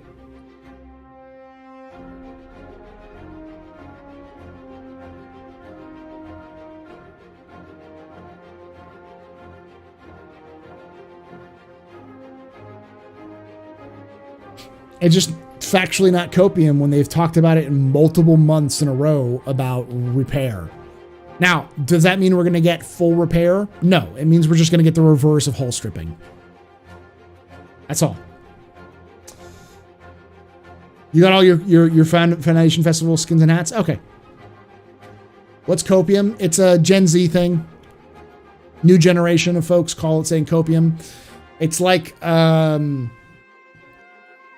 basically, someone will say you're on copium, like, opium, but it's copium when you're coping, when you're trying to, when you're in denial effect. It's when everything's really bad and everything's shitty and you're trying to figure out how to, you're like, oh no, everything's fine. This is fine. The opposite of that is hopium, where you are high on the hope of something changing or being different, but it's not necessarily the reality. Yeah, hopium is hope as a drug. Copium is denial as a drug.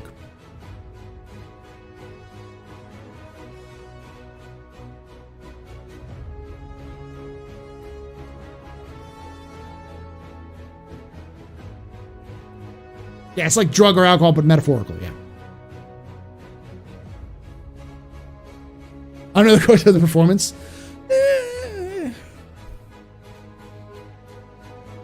We'll see. I mean, there is like significant historical precedent for this.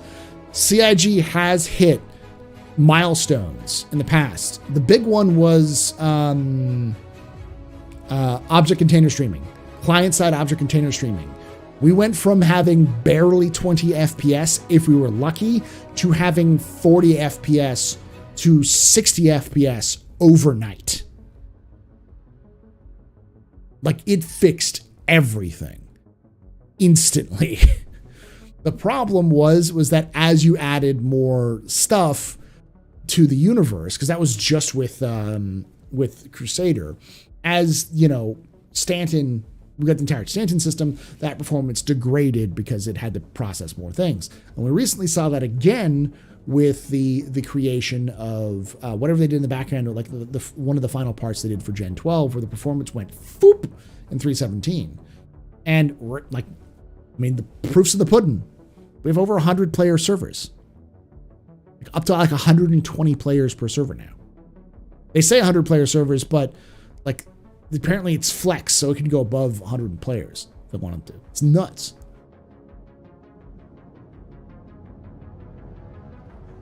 You're also getting guarded. Yeah, we don't know. And then, to be fair, there is no evidence as to what they were talking about with that. There's nothing other than that it gave performance increase. We have no fucking idea what that means. So, hey Paul, my real question is, how worried are you about the AI stuff they talk about? It still feels a bit basic. I'm not worried about it, mostly because most of the stuff, let me be quite frank. Star Citizen's AI is not going to be fucking Skynet. It's going to be able to see you, judge if you're a friendly or enemy, and attack you based off of that, or approach you based off of that aspects. That's it. It's not going to dynamically choose where it's going to go, all that kind of shit. That's not going to happen. That's not how a video game AI works. All video game AI is basic. It is good old-fashioned AI.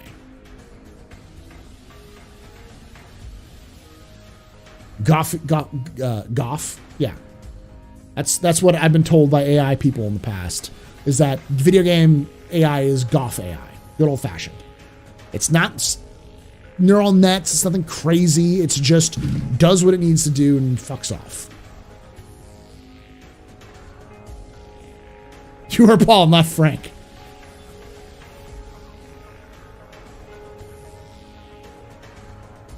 In light of how late Squadron 42 is, I'm worried that they're still working on what sounds like very basic AI stuff.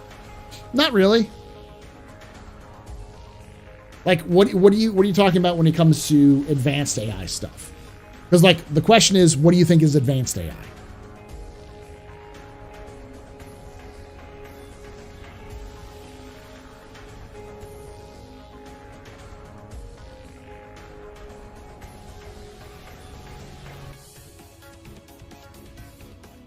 So what's more advanced?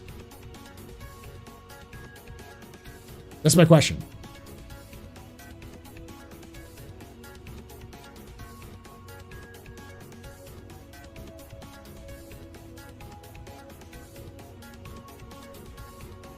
Not necessarily. No, video game development is not a science. It's more of an art. And depending on how you look at things or how you attack things, depends on what your priorities are. A lot of what they've been working on is different variations. So, like, pathing is not something that's done necessarily one way and one way only.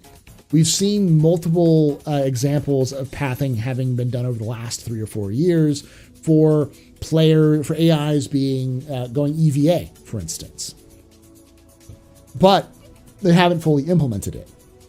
The likelihood is a lot of the stuff is being done for Squadron first and then imported over to the PU, and also is waiting for a lot of the key elements of the game to be finished.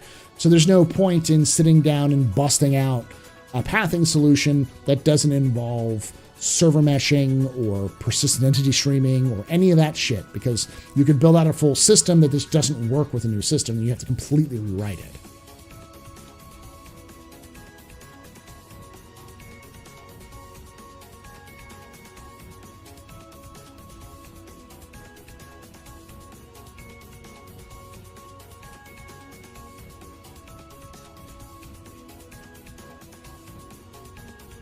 Advanced AI is when vending machine gives my money back when my drink gets stuck in the box. Yeah, in general, I wouldn't be super worried about that. Like I've said, video games development is very weird. Some games will be completely done months ahead of time. Other games are coding shit like the 11th fucking hour before it goes off to the printers. It depends on what your performance is, like you tackle things that are, you tackle the problems in front of you. You don't build solutions for things you haven't even achieved yet. It just doesn't work like that. Advanced AI is when I can buy my damn pizza.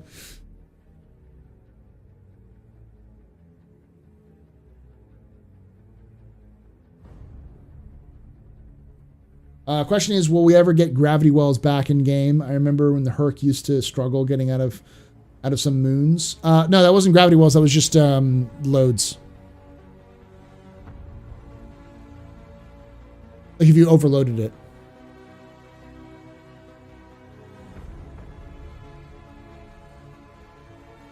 Paul, would you say 318 is a pillar patch? Yes.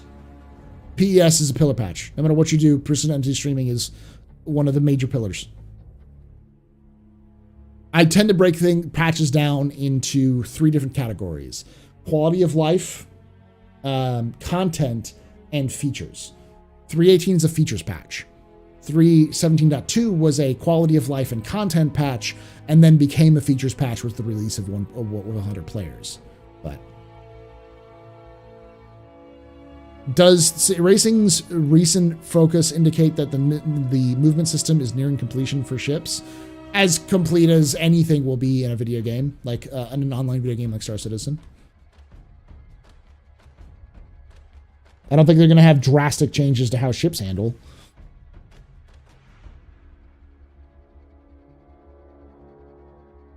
Did they put a pineapple on it? I don't know if they're that into swinging it there, Bliss. Oh, pineapple on pizza. I get it now. Well, PES improved performance. I just introduced my friends to the verse and they struggled with FPS, but had a lot of fun. It should, but PES isn't really the thing that's going to improve performance. Gen 12 is. They're adding the new renderer to the game in 318. It should be implemented by 318 fully, if not almost fully, by then. But we'll see. PES should, by the nature of what it does, improve performance. It's not designed to improve performance, but it might actually improve performance. We have yet to see them. The things that'll improve performance is just them getting down and unspaghettifying code, which they'll do, but they have to get things like the 12th generation renderer, which includes Vulkan, which they'll be adding after they finish the base work for their Gen 12 renderer. They're building a brand new renderer from scratch for Star Citizen. And then implementing Vulkan into that, the API system to that. And that system is almost done. Like that whole process should be finished in August or September based off of what we've seen. But then Vulkan is going to be added probably by the end of next year.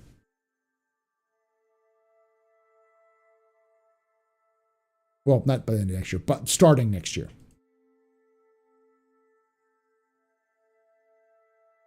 You don't build toilets on the 69th floor when the workers haven't built the 42nd. Effectively, yeah.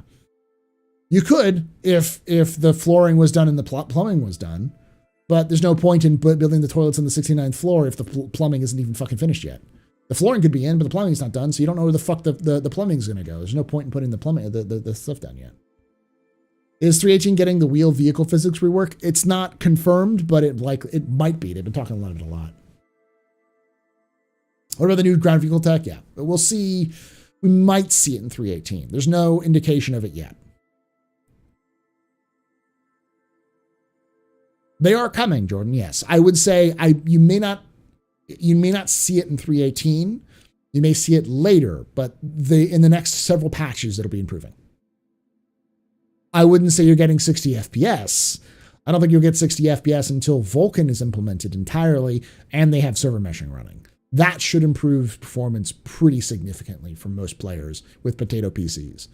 But for reference, I run a 2070 Super, an i7 11700K with 32 gigabytes of RAM and an M2 SSD, 1 terabyte M2 SSD for Star Citizen, and I get anywhere between 45 and 90 FPS, depending where I am. So right now it works pretty well, but it should be improved.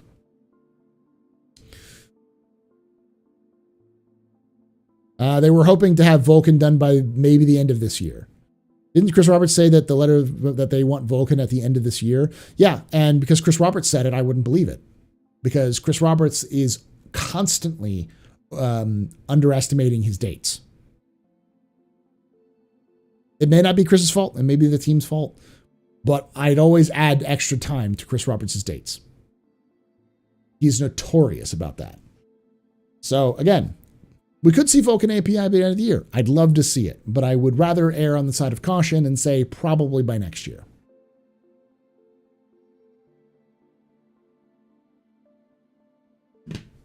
Tico's me. I finally followed you on Twitch. Thank you, Jordan.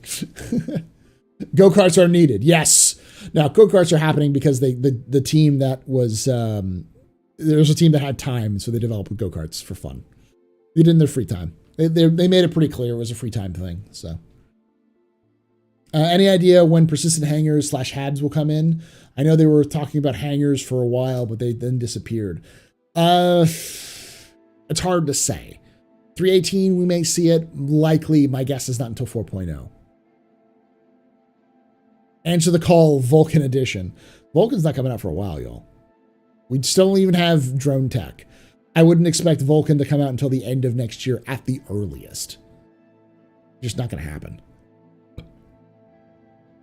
Do you think heavy fighters will get a buff to maneuverability to break the persistent arrow Gladius blade meta? No. Here's why. Pyro's coming in.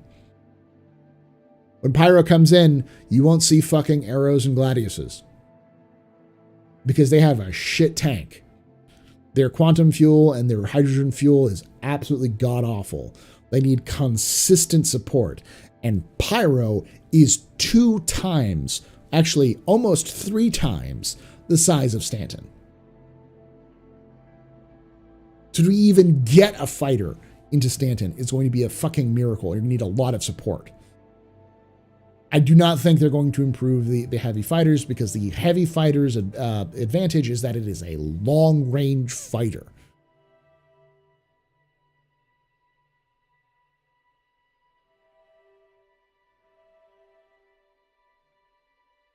Would Kruger make larger ships? They might. I mean, they made weapons and ships because they were actually a parts manufacturer.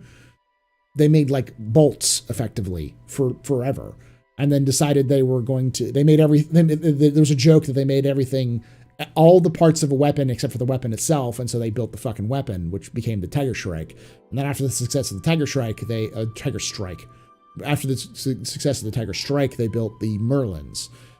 So I wouldn't be surprised if Merlins seem to have done well. The Tiger Strike is the default weapon for the Avenger, so I wouldn't be surprised if they moved into larger ships. I don't think they'll jump up massively, but a slightly larger ship than a Merlin, a light fighter, a medium fighter, or like a medium ship might be work. But definitely fighters is their thing right now.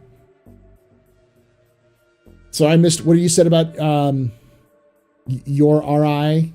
again, please? Why RI? What are you talking about? Retype that. I don't know what you're talking about. Paul, you said you have a 11700K. I've been wondering if I should upgrade the 10700 to the 11700. I don't know. It seems fine. I mean, what's your performance right now? 318, we could see a technical improvements of persistent hangers at most. Yeah, we'll see. And technical implementation, yeah. I don't know if we'll see a full implementation. Long live the Vanguards, yes. And when are we getting blue and red Pico shells? I can see the Gladius and Arrow being better dogfighters than they are now. Possibly. The 13th gen and next gen AMD wait 4 to 6 months and a new motherboard with DDR5 to ensure you're good for a few years to come. Yeah.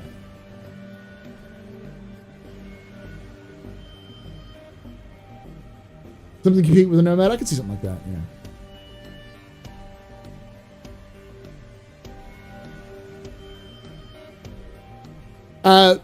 I don't know the actual technical differences between a 10700 and 11700.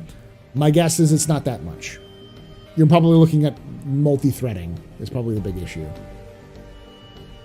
I don't know the technical differences. So I couldn't tell you necessarily. Am I the only one who excited waiting for the A2 cluster bombs? Everyone is hoping for cluster bombs. I mean, I'd rather, like, I would prefer that that all of the missile pylons also be swapped over to bomb pylons as well. Missile and bomb pylons. That makes a fuck ton more sense.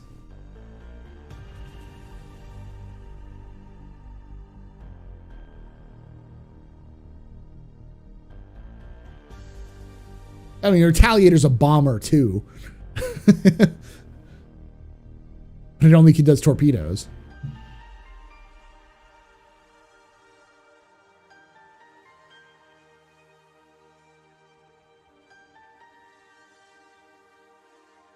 All right, y'all. Does the introduction of Pyro mean it's not meant for new players with starter ships, given their fuel range? It's more of a stepping stone system. New players can go into Pyro, but you need to have the right quantum tank.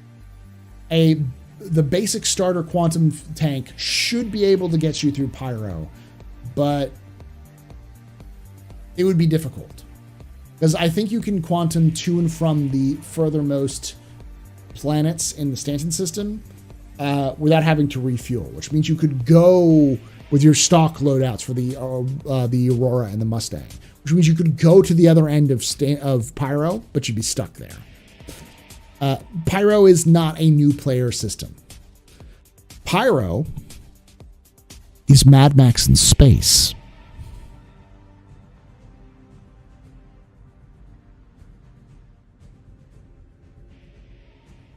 It's like taking, first year medical students to Mogadishu for medical training.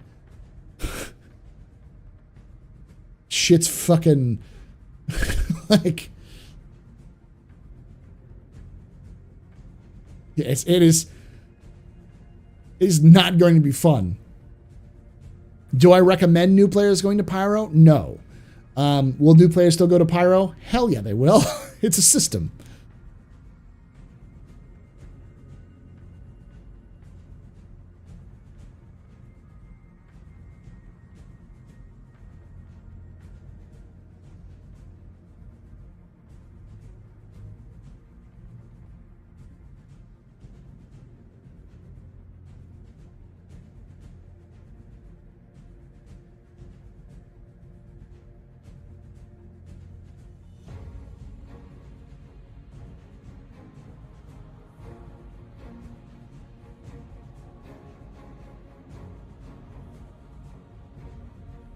Yeah, the change to the shuttles, you don't get yeeted out of existence, is a nice change.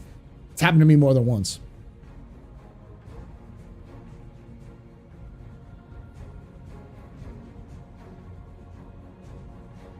No, Paul, send the to Pyro, put that fear in their eyes. What do you mean?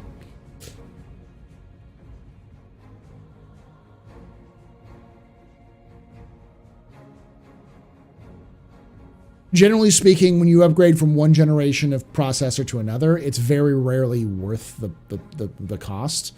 You usually have to wait 2 or 3 generations before upgrading makes sense. If you're like, if you have a 10 series and you're getting the 11th series, the actual performance is going to be minuscule compared to getting a 10 to the 12 or 13.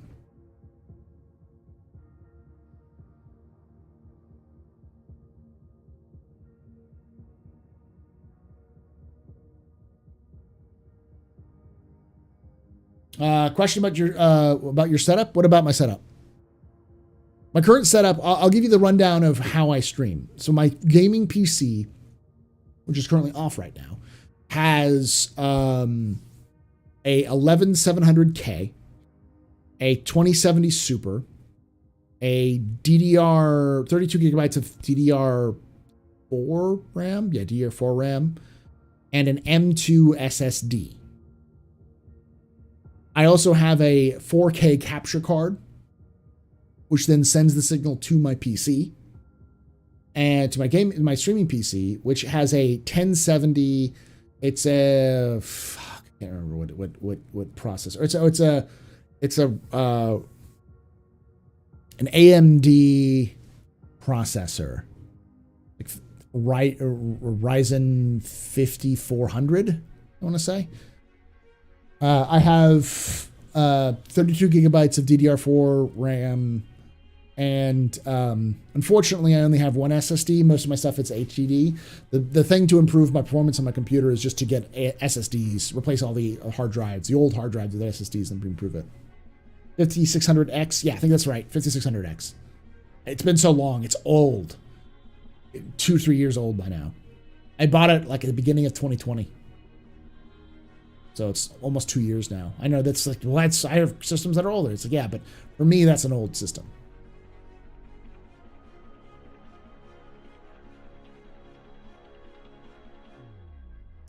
Have you noticed that AI is landing shots? I had my engine shot out twice today and passed out.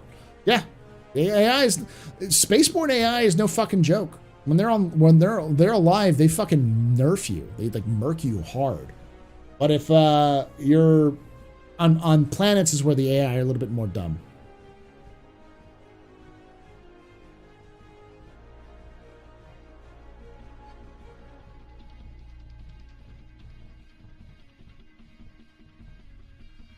Keep it civil, CS and Matt.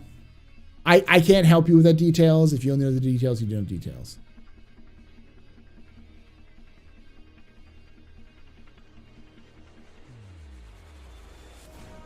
Well, that's a flex. All of my systems are purchased through the generous donations of people like you. I wouldn't be able to afford these systems without streaming. And that's why effectively most of the money I make through content creation goes back into just hardware, because I have to constantly update my hardware. Like I said at the very beginning of the stream, this broke and this broke. So I had to buy them again.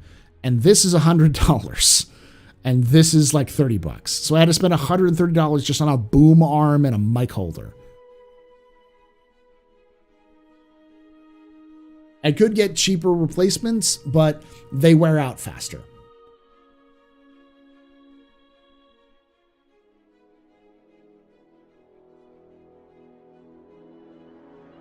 I still find it BS that the AI have unlimited capacitors and ballistics ammo. It's just because they haven't been moved over to the new systems. They talked a little bit about that during the monthly report as well.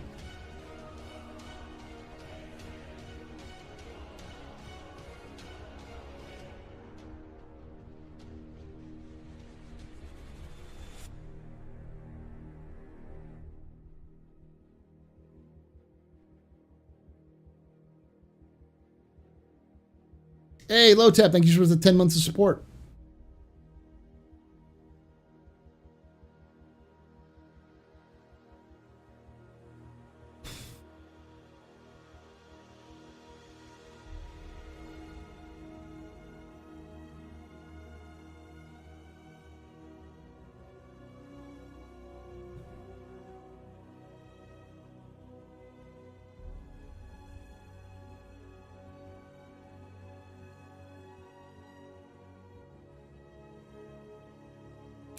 My arm can't handle Laura bombs you're dropping. Well, I mean, usually this mic arm, this should have lasted a little bit better. I abused the shit out of it, effectively, is what happened. Because I moved my setup a bunch of times. I bought a new screen to help me improve things, so.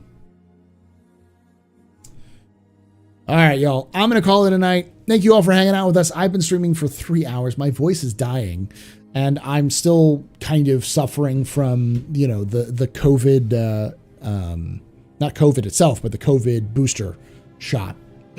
So my arm hurts, and I'm feeling a little ugh.